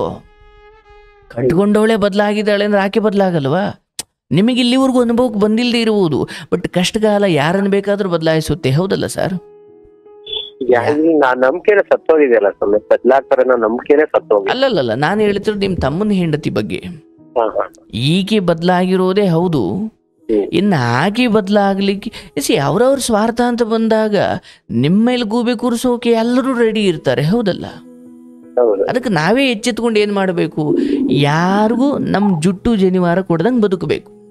ಈಗ ಅದು ವಿಷಯ ಗೊತ್ತಾದ್ರೆ ಸ್ವಾಮಿ, ನಾಳೆ ಇವತ್ತು ನಾನು ಈಗ ಆಲ್ರೆಡಿ ವರ್ಷನ ದೂರ ಇದ್ದೀನಿ, ಬಟ್ ದೂರ ಇದ್ರು ಇವತ್ತು ನಂಬಿಕೆ ಎಲ್ಲ ನಂಬೋದಿಲ್ಲ. ನಾಳೆ ದಿನ ಮತ್ತೆ ನನ್ನ ಬಗ್ಗೆ ಒಂದು ದ್ವೇಷ ಮನೋಭಾವನಲ್ಲಿ ಇವತ್ತು ಇದೆ. ಅದ್ ಮುಂದಕ್ಕೆ ಏನಾಗುತ್ತೆ ಅನ್ನೋದು ನನಗೆ ಗೊತ್ತಿಲ್ಲ. ನಾನು ಹೇಳ್ತೀನಿ, ಕೃಷ್ಣನ ಅನುಗ್ರಹದಿಂದ ಇಲ್ಲಿಂದ ನೀವು ಅದರಿಂದ ಮುಕ್ತರಾಗಿ, ನಿಮ್ಗೆ ಅದರಿಂದ ಏನು ಅನ್ನ ಇಲ್ಲ, ನೀರಿಲ್ಲ, ಆದಾಯ ಇಲ್ಲ, ಏನೂ ಇಲ್ಲ. ನೀವು ಆಮೇಲೆ ಸುಖಕ್ಕೆ ಹೋಗಿ ಪ್ರಾಣ ಕಳ್ಕೊಳ್ಬೇಡಿ. ಅರ್ಥಾಯ್ತಲ್ಲ? ಅದರಿಂದ ಏನು ಆದಾಯ ಇದೆ? ಏನೂ ಇಲ್ಲ. ನೆಮ್ಮದಿ ಅಂತಿದ್ರೆ ಇಲ್ಲ. ನೀವು ನೆಮ್ಮದಿ ಕೆಡಿಸ್ಕೊಳ್ತಿರೋದೇ ಅಲ್ಲಿ. ನೀವು ಹೇಳ್ತಿದ್ದೀರಾ ನನಗಲ್ಲಿ ನೆಮ್ಮದಿ ಸಿಗುತ್ತೆ. ಇಲ್ಲ, ಸತ್ಯ ಏನಂದರೆ ಸ್ವಲ್ಪ ಒಳಗಿನ ಕಣ್ಣನ್ನು ತೆರೆದು ನೋಡಿ, ಎಲ್ಲಿ ನೆಮ್ಮದಿಗೆ ಅಂತ ಹೋಗ್ತಾ ಇದ್ದೀರೋ ಅಲ್ಲೇಯಿಂದಲೇ ನಿಜವಾದ ನೆಮ್ಮದಿ ಹಾಳಾಗೋದು ಶುರುವಾಗೋದು. ನೀವು ಅಲ್ಲಿಗೆ ಹೋಗಿ ಆ ಮಕ್ಕಳನ್ನು ಪ್ರೀತಿಯಿಂದ ಮಾತಾಡಿಸಿ, ಯಾಕಂದರೆ ಅವರು ತಂದೆ ಸಮಾನ ನಿಮ್ಗೆ. ಆ ಮಕ್ಕಳಿಗೆ ನೀವು ತಂದೆ, ಹೌದಲ್ಲ? ಯಾಕಂದರೆ ದೊಡ್ಡಪ್ಪ. ಬಡತನ ಇರ್ಬೋದು, ಕಷ್ಟ ಇರ್ಬೋದು, ಆದರೆ ರಕ್ತ ಸಂಬಂಧಗಳಲ್ಲಿ ಅದೇನೋ ಒಂದು ಭಾವನೆ ಇದೆ, ಅದನ್ನು ಮರಿಬಾರ್ದು. ನಾಳೆ ನಿಮ್ಮ ಬುದ್ಧಿನೇ ಮಕ್ಕಳು ಕಲ್ತ್ರೆ ಆಮೇಲೆ ಇನ್ನೂ ಘೋರ ಅದು. ನೀವು ಹೇಳ್ಬೋದು ಬಿಡು ಇದು ಯಾವುದು ಮಕ್ಳಿಗೆ ಗೊತ್ತಾಗಲ್ಲ ಅಂತ. ಯಾರು ಮೂರನೇವ್ರು ಯಾರು ಹೇಳ್ತಾರೆ ನಾಳೆ ದಿನ ನೋಡಿ ಹೆಂಗಿರುತ್ತೆ ನರಕ. 24 ದಿನದ ಸುಖ ಸಂತೋಷ, ನಿಮ್ಮ ಮನೇಲಿ ಊಟ ಇದೆ, ಉಣ್ಣಿ ಮಲ್ಕೊಳ್ಳಿ, ಮಕ್ಳಿಗೇನೋ ತಂದು ಕೊಡಿ, ಕೈಲಾದಷ್ಟು ಮಾಡಿ, ಹೆಂಡತಿ ಪರಿವರ್ತನೆ ಮಾಡ್ಲಿಕ್ಕೆ ನೋಡಿ. ಆದ್ರೆ ಓಕೆ, ಆಗಲಿಲ್ವ ನಿಮ್ಮ ನೆಮ್ಮದಿಯನ್ನು ಯಾವುದೋ ದೇವಸ್ಥಾನದಲ್ಲೋ, ಭಜನೆಯಲ್ಲೋ, ಕೆಲಸದಲ್ಲೋ, ಯಾರೋ ಒಳ್ಳೆಯವ್ರ ಜೊತೆ ಕೂತು ಮಾತಾಡಿನೋ, ಪಾರ್ಕಲ್ಲೋ ಎಲ್ಲೋ ಕಳೆದು ಬಿಡಿ. ಅದನ್ನು ಬಿಟ್ಟು ನಾನು ಇನ್ನೆಲ್ಲೋ ನೆಮ್ಮದಿ ಹುಡುಕೊಂಡು ಹೋಗ್ತೀನಿ ಅಂದರೆ ಇಲ್ಲ, ನಮ್ಮ ಸಾವೇ ಅಲ್ಲಿ ಕಾದು ಕೂತಿರುತ್ತೆ. ಇದನ್ನ ಅಂದರೆ ಒಂದು ಸಾವಿರಾರು ಕತೆ ಕೇಳಿರೋನಾಗಿ ನನಗದು ಅರಿವಿದೆ, ಹೇಳಿದ್ದೀನಿ. ದೊಡ್ಡವರು ನೀವು ತಗೊಳ್ಳಿ, ಇಲ್ಲ ಬಿಡಿ, ಅದು ನಿಮಗೆ ಬಿಡ್ತೀನಿ. ಅಲ್ಲ ಇಲ್ಲ ಸರ್, ತಗೋಣ ಅಂತ ಮಾತು. ಯಾಕೆಂದ್ರೆ ತಪ್ಪು ಯಾರೇ ಮಾಡಿದ್ರು ತಪ್ಪು ತಪ್ಪೆ. ಖಂಡಿತ. ನೀವೇ ಯಾರನ್ನೂ ಕೊಲೆ ಮಾಡಿದ್ದೀರಾ ಅಂತ ಹೇಳ್ತಾ ಇಲ್ಲ.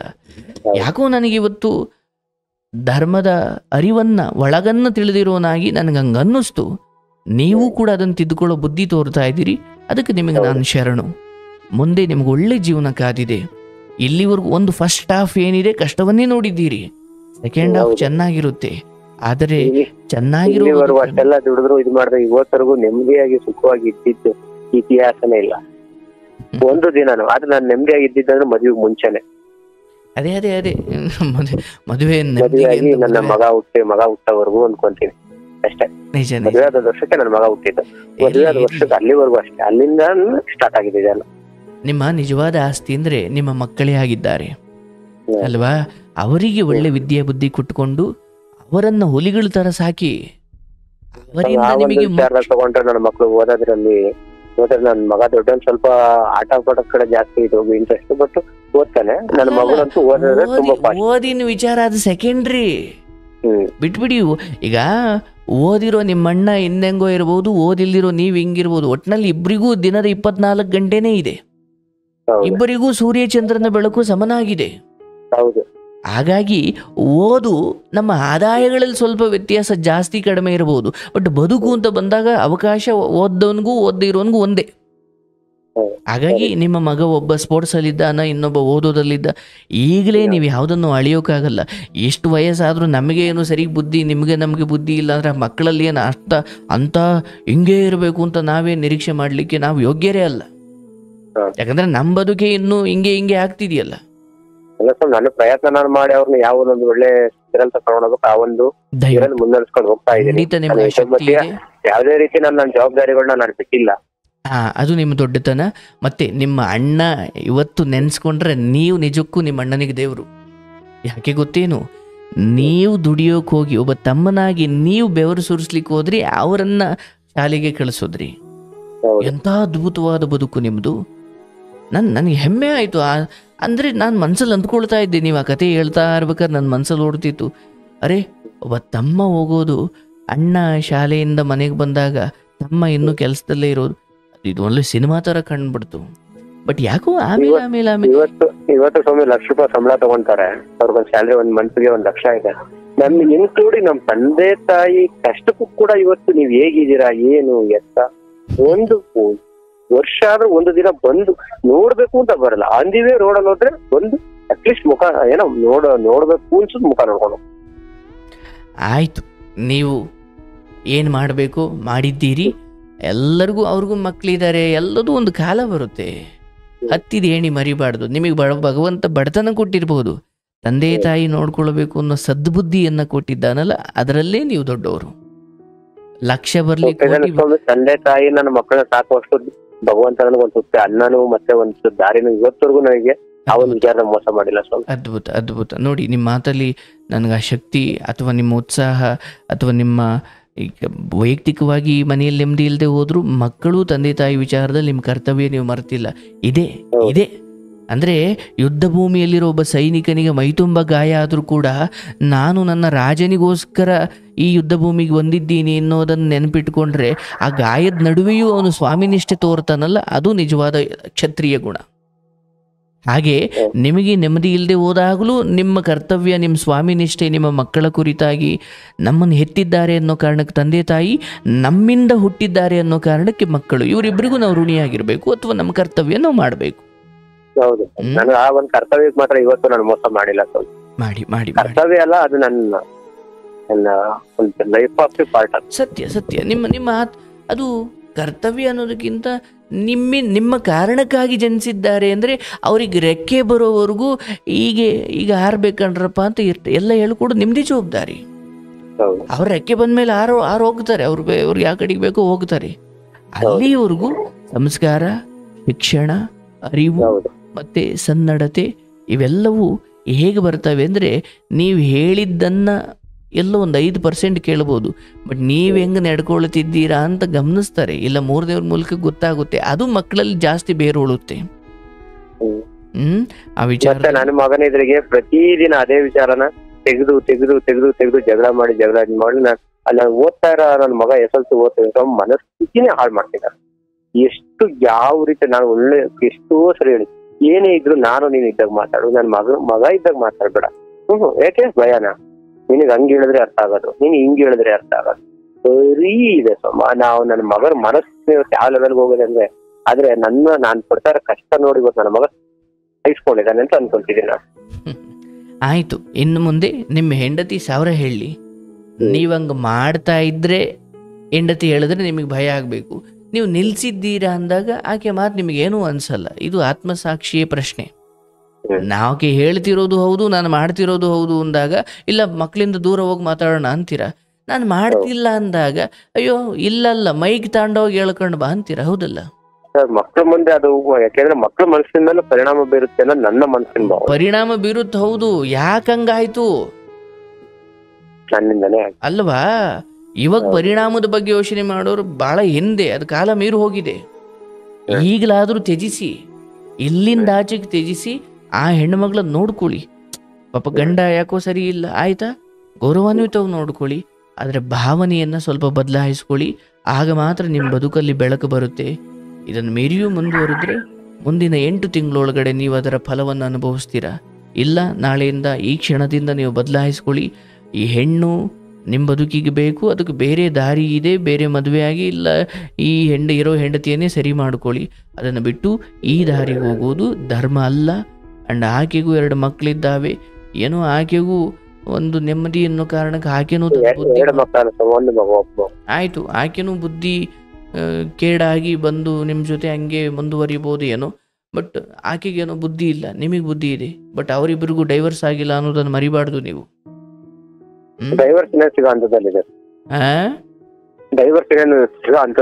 ಸಿಗಲಿ ಸಿಗದೆ ಇರ್ಲಿ, ಅವ್ರು ನಿಮಗೆ ಮಗಳ ಸಮಾನ, ಇಷ್ಟು ಮಾತ್ರ ಹೇಳ್ತೀನಿ ನಾನು ಅಷ್ಟೇ. ನೀವು ಅದನ್ನ ಇನ್ನೂ ವಾದ ಮಾಡುವಂತ ವಿಚಾರ ಅದಲ್ಲ. ಆಯ್ತು, ಅದು ಡೈವರ್ಸ್ ಸಿಕ್ಕರ್ಲಿ ಸಿಗದೆ ಇರ್ಲಿ, ಮಗಳೇ ನಿನ್ಗೆ ಏನಾದ್ರೂ ಕಷ್ಟ ಇದ್ರೆ ನನಗೆ ಕೇಳವ, ನನ್ನ ಕೈಲಾದಷ್ಟು ಮಾಡ್ತೀನಿ, ಭಗವಾನ್ ನಿನ್ಗೆ ಒಳ್ಳೇದು ಮಾಡ್ಲವ ಅಂತ ಹಾರೈಸಿ ನಿಮ್ಮ ಬದುಕನ್ನು ನಿಮ್ಮ ಕಷ್ಟಗಳ ಜೊತೆ ನೀವು ಹೋರಾಟ ಮಾಡಿ. ಅದೊಂದು ಬೇರೆ ಎಕ್ಸ್ಟ್ರಾ ನೀವೇ ಅದೇನು ಹೇಳ್ತಾರಲ್ಲ, ಮಳೆ ನಾವೇ ಎಲ್ಲೋ ಗೊತ್ತಿಲ್ಲದೆ ಕೂತ್ಕೊಂಡ್ರೆ ಚುಚ್ಚಿದ್ರೆ ಅದೊಂಥರ, ಗೋಡೆ ಮೇಲಿರೋ ಮಳೆಗೆ ನಾವೇ ಹೋಗಿ ಎಗ್ರಿ ಚುಚ್ಚಿಸ್ಕೊಳ್ತೀವಿ ಅಂದ್ರೆ ಹಂಗಾಗ್ಬಾರ್ದು. ಹೌದಲ್ಲ? ಆಗ್ಬಾರ್ದು. ಒಳ್ಳೇದಾಗಲಿ. ನನಗೆ ಬಹಳ ಖುಷಿ ಏನಂದರೆ, ನಿಮ್ಮ ಇವತ್ತು ಅಣ್ಣನ ಬದುಕು ಅಥವಾ ನಿಮ್ಮ ಮನೆ ಒಂದು ಹಂತಕ್ಕಿದೆ ಅಂದರೆ ನೀವೇ ಕಾರಣ. ಆ ಪುಣ್ಯ ನಿಮ್ಮನ್ನು ಖಂಡಿತ ಕಾಪಾಡುತ್ತೆ. ನಿಮ್ಮ ಮಕ್ಕಳ ರೂಪದಲ್ಲಿ ಅದು ನಿಮ್ಮನ್ನು ಕಾಪಾಡುತ್ತೆ. ಹೆಣ್ಣಿನ ಸುಖ ತಮ್ಮನಿಗೋಸ್ಕರ ತುಂಬಾ ಬಾಳ ಮಾಡ್ಕೊಟ್ಟೆ. ಅವ್ನು ವೆಹಿಕಲ್ ಕೇಳ್ದ, 2 ವೆಹಿಕಲ್ಗಳು ಮಾಡ್ಕೊಟ್ಟಿದ್ದೆ, ಅದನ್ನು ಉಳಿಸ್ಕೊಂಡಿಲ್ಲ. ಅವನಿಗೂ ಮಾಡ್ಕೊಟ್ಟಿದ್ದೆ, ಅದನ್ನು ಎಲ್ಲ ಕಳ್ಕೊಂಡೆ. ಅಷ್ಟೇ ಮಾಡ್ಕೊಡಿ, ಆಲ್ರೆಡಿ ಅಲ್ಲ ಕೇಳಿಸ್ಕೊಳ್ಳಿ. ಅಂದ್ರೆ ಅದು ಒಂದು ಜ್ಞಾನ ಎಲ್ಲ ಮಾಡಿ, ಆದ್ರೆ ಅವರ ಯೋಗ್ಯತೆಗಳು ಗೊತ್ತಾದ ಮೇಲೆ ಸ್ವಲ್ಪ ಕಡಿಮೆ ಮಾಡ್ಕೊಳ್ಳಿ. ಅದನ್ನ ಎಲ್ಲ ಮಾಡ್ಕೊಟ್ಟೆ, ಎಲ್ಲ ಕಳ್ಕೊಂಡ. ಮತ್ತೆ 1.5 2 ಲಕ್ಷ ನಂತರ ಸಾಲ ಉರ್ಸ್ತ, ಅದನ್ನು ನಾನೇ ತೀರಿಸ್ಕೊಂಡು ಇದ್ರ ಜೊತೆಗೆ ಅದು ಯಾಕೆ ನಾನು ವೆಹಿಕಲ್ ಕೊಟ್ಟಿದ್ದೆ, ಆ ವೆಹಿಕಲ್ ಸಾಲ ಮಾಡಿದೀನಿ ಅಂತ ಹೇಳಿ ನನ್ನ ಕಡೆಯಿಂದ 1 ಲಕ್ಷ ಸಾಲ ಮಾಡಿ ಕೊಡಿಸಿ ಅದನ್ನ ನಾನ್ ಕಟ್ತಿರುತ್ತೆ. ಅದ್ರಲ್ಲಿ ಒಂದ್ ಸ್ವಲ್ಪ ಭಾಗನ ಅವ್ರು ಕಟ್ತಿರ್ಸಿದ್ರು, ಸ್ವಲ್ಪನ ಅಂದ್ರೆ ಒಂದ್ 30,000-40,000, ಮಿಕ್ಕಿದ 1,10,000 ನಾನ್ ಕಟ್ತೆ ಅವ್ರ ಕಡೆ. ಇನ್ನು ಮುಂದೆ ನಿಮ್ಮ ಹೆಂಡತಿಯ ಸಾಲ ಪಾಲ ಸೇವಿಂಗ್ಸ್ ಮಾಡ್ಕೊಳ್ಳಿ ಆಯ್ತಾ. ನಾಳೆಗಳು ತುಂಬಾ ಕಠಿಣವಾಗುತ್ತವೆ, ಸೇವಿಂಗ್ಸ್ ಮಾಡ್ಕೊಳ್ಳಿ. ಆಪತ್ ಕಾಲಕ್ಕೆ ಅಂತ ಧನ ಸಂಗ್ರಹ ಮಾಡಬೇಕು. ಎಂತ ಬುದ್ಧಿವಂತ ಆದ್ರೂ ಹೌದಲ್ಲ ಸರ್? ಆಪತ್ಕಾಲ ಅಂತ ಬರುತ್ತೆ, ಅದು ಮಕ್ಕಳಿಗೋ ನಿಮ್ಗೋ ಯಾರಿಗೋ ಬರುತ್ತೆ. ಈ ನಿಮ್ ತಮ್ಮ ಆದ್ರು, ನಿಮ್ಮ ಅಣ್ಣ ಆದ್ರು, ನಿಮ್ಮ ಹೆಂಡತಿ ಆದ್ರು ಆಯ್ತು, ಅವ್ರವ್ರ ದಾರಿ ನೋಡ್ಕೊಳ್ಳೋಷ್ಟು ಬುದ್ಧಿವಂತರಾಗ್ಬಿಟ್ಟಿದಾರ, ಬಿಡಿ ಆಯ್ತು, ನೋಡ್ಕೊಳ್ಳಿ. ನೀವು ತುಂಬಾ ಒಳ್ಳೆಯವರಾಗ್ಲಿಕ್ಕೆ ಹೋಗಿ ಎಲ್ಲ ಕಳ್ಕೊಂಡು ಬರಿಗೈ ಆಗ್ಬೇಡಿ. ಇವತ್ತು ನನ್ನ ಪರಿಸ್ಥಿತಿ ಅದೇ. ಸುಮ್ಮನೆ ಯಾಕೆ ನಾನು ಇಷ್ಟು ಪರಿಸ್ಥಿತಿಯಲ್ಲಿ ಇದ್ರು, ಅಣ್ಣನ ಬಗ್ಗೆ ಆಗ್ಲಿ ತಮ್ಮನ ಬಗ್ಗೆ ಆಗ್ಲಿ ಇವತ್ತು ಇದ್ ಮಾಡ್ಲಿಲ್ಲ. ಇವತ್ತು ಅವ್ನ್ ಮಾಡಿದ ಸಾಲನ ತೀರಿಸ್ಕೊಂಡ್ ಇವ್ರಿಗೆ ಎಷ್ಟು. ಬಟ್ ನನ್ನ ಪರಿಸ್ಥಿತಿ ಬೀದಿನಲ್ಲೇ ಇದೆ. ಅಂದ್ರೆ ಭಗವಂತ ಎಷ್ಟು ಬಂತು ತನ್ನಕ್ಕೂ ಮತ್ತೆ ನನ್ನ ಎತ್ತರೋತ್ತರ ಸಾಕ್ಬೇಕು, ನನ್ನ ಮಕ್ಕಳನ್ನ ಸಾಕ್ಬೇಕು ಒಂದು ದಾರಿ ಕೊಟ್ಟಿದ್ದಾನೆ ಹೊರತು ಇವತ್ತು ನಾನು ಯಾವ್ದೋ ಒಂದು ನನಗೆ ಅಂತ ನಾನು ಮಾಡ್ಕೊಳಕ್ ಏನೋ ಆಗಿದೆ ಇವತ್ತು. ಇರ್ಲಿ ಸರ್, ಇರ್ಲಿ. ಈಗ ನಮಗೆ ಬಹಳ ಚೆನ್ನಾಗಿ ಶ್ರೀರಾಮಚಂದ್ರ ತಂದೆ ದಶರಥನ ಮಾತನ್ನ ಉಳಿಸ್ಲಿಕ್ಕೆ, ಕೈಕೆಗೆ ಕೊಟ್ಟ ಮಾತನ್ನು ಉಳಿಸ್ಲಿಕ್ಕೆ, ತನ್ನ ತಂದೆಯ ಮಾತನ್ನು ಉಳಿಸಿ ತಂದೆಯನ್ನ ಆ ಮಾತು ಕೊಟ್ಟ ಮಾತು ಅಥವಾ ಕೈಕೆಗೆ ಕೊಟ್ಟ ಮಾತನ್ನು ಉಳಿಸ್ಲಿಕ್ಕೆ ಮಗ ಕಾಡ್ಗೋದ. ಅದೇ ನೀನ್ ಮಾತು ಕೊಟ್ಟಿದೀಯ, ಯಾವತ್ತೋ ನೀನ್ ಅನುಭವಿಸ್ಕೊ, ನಾನು ಯಾಕೆ ಕಾಡ್ಗೆ ಹೋಗ್ಲಿ ಅಂದ್ಬಿಟ್ಟಿದ್ರೆ ಇವತ್ತು ರಾಮಚಂದ್ರನನ್ನ ಪೂಜಿಸ್ತಾನೆ ಇರ್ಲಿಲ್ಲ. ಅಂದ್ರೆ ತ್ಯಾಗ ಮಾಡೋದ ಕಾರಣ, ತ್ಯಾಗ ಮಾಡಿದ ಕಾರಣಕ್ಕೆ ರಾಮದೇವರಾಗಿದ್ದು. ಹಂಗೆ ನೀವು ಕೊಟ್ಟಿದ್ದೀರಾ, ತ್ಯಾಗ ಮಾಡಿದ್ದೀರಾ, ಅದಕ್ಕೆ ನೀವು ಇವತ್ತು ಇನ್ನೂ ಸ್ವಲ್ಪ ಗೌರವಾನ್ವಿತವಾಗಿ ಚೆನ್ನಾಗಿದ್ದೀರಿ.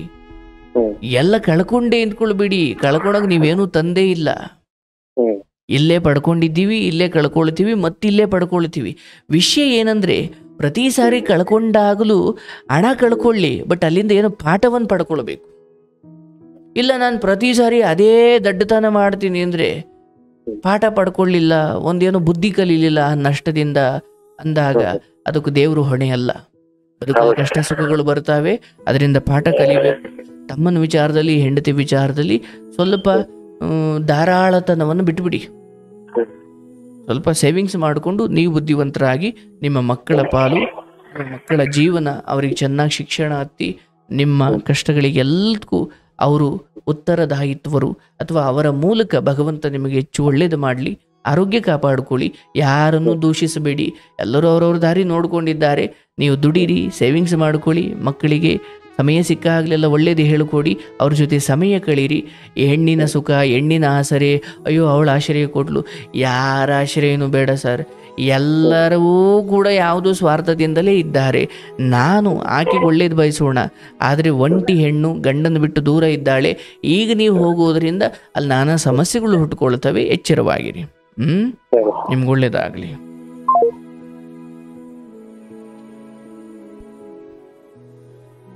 ಈಶ್ವರ ನೋಡಿ, ಇವರ ವಿಚಾರದಲ್ಲಿ ಎಲ್ಲಿ ನಾನು ಖಂಡಿಸಬೇಕು, ಹೇಳಬೇಕು ಅದನ್ನು ಹೇಳಿದೆ. ಪಾಪ ಅವರು ಒಪ್ಪಿಕೊಂಡ್ರು. ಆದರೆ ಪಾಪ ಇಷ್ಟು ಕಷ್ಟಪಟ್ಟಿದ್ದಾರೆ ಹುಟ್ಟಿದಾಗಲಿಂದಲೂ. ಅಂದರೆ ಆ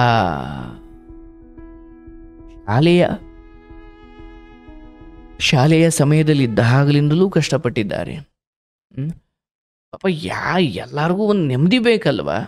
ಈಗ ನಾನು ಹೇಳ್ಬಿಟ್ಟೆ ಹಂಗೆ ಮಾಡಬೇಡಿ ಹಿಂಗೆ ಮಾಡಬೇಡಿ ಅಂತ. ಬಟ್ ಹಿಂಗಾದಾಗ ಮನಸ್ಸು ಹಂಗೆ ಹರಿದು ಬಿಡುತ್ತೆ. ಬಟ್ ಹಾಗಂತ ಅದು ಸರಿ ಅಂತಲ್ಲ.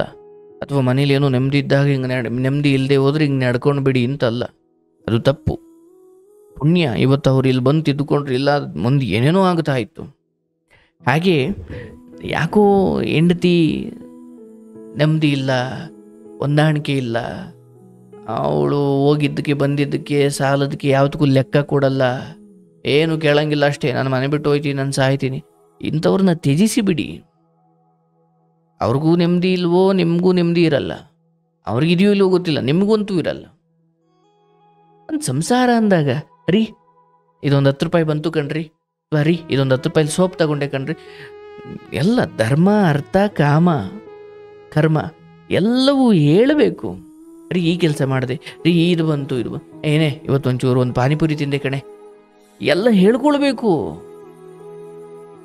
ಆ ಎಲ್ಲವನ್ನ ಗಂಡನಿಗೆ ಗೊತ್ತಿಲ್ಲದೆ ಇರೋದು ಹೆಂಡತಿಗೆ ಗೊತ್ತಿಲ್ಲದೆ ಇರೋದು ಅಂತ ಏನಿಲ್ಲ. ಹೆಂಡತಿಗೆ ಗೊತ್ತಿರೋದು ಗಂಡನಿಗೂ ಗೊತ್ತಿರಬೇಕು, ಗಂಡನಿಗೆ ಗೊತ್ತಿರೋದು ಹೆಂಡತಿಗೂ ಮುಚ್ಚು ಮರೇನೇ ಇಲ್ಲದೆ ಹೋದ್ರೆ ಅದು ಸಂಸಾರ. ಅದನ್ನು ಬಿಟ್ಟು ನಾನು ಸಾಲ ಮಾಡ್ಕೊಂಡು ಬರ್ತೀನಿ ಏನಕ್ಕೆ ಅಂತ ನೀನು ಕೇಳಂಗಿಲ್ಲ ಅಷ್ಟೇ, ಸುಮ್ಮ ತೀರಿಸ್ತಾ ಇರಬೇಕು. ಏನು ಮೆಷಿನ್ ಆಯಿತಾ? ಇವ್ರಿಗೂ ಒಂದು ಭಾವನೆ ಇದೆ, ಇವ್ರಿಗೂ ಒಂದು ಬದುಕಿದೆಯಲ್ಲ. ಏನರಮ್ಮ ನೀವು ಇವೆಲ್ಲ ತುಂಬ ದಿನ ನಡೆಯಲ್ಲ. ಅರ್ಥ ಆಯ್ತಲ್ಲ? ನಿಮ್ಗೆ ಒಳ್ಳೇದಾಗಲಿ ಸರ್. ಮಕ್ಕಳು ನಿಮ್ಮ ಬದುಕಿಗೆ ವರವಾಗಲಿ, ಶುಭವಾಗಲಿ. ಇದರಿಂದ ತುಂಬ ಕಲಿಯುವುದಿದೆ, ನಾವೆಲ್ಲ ಎಚ್ಚೆತ್ತುಕೊಳ್ಬೇಕಷ್ಟೇ. ಒಳ್ಳೇದಾಗಲಿ.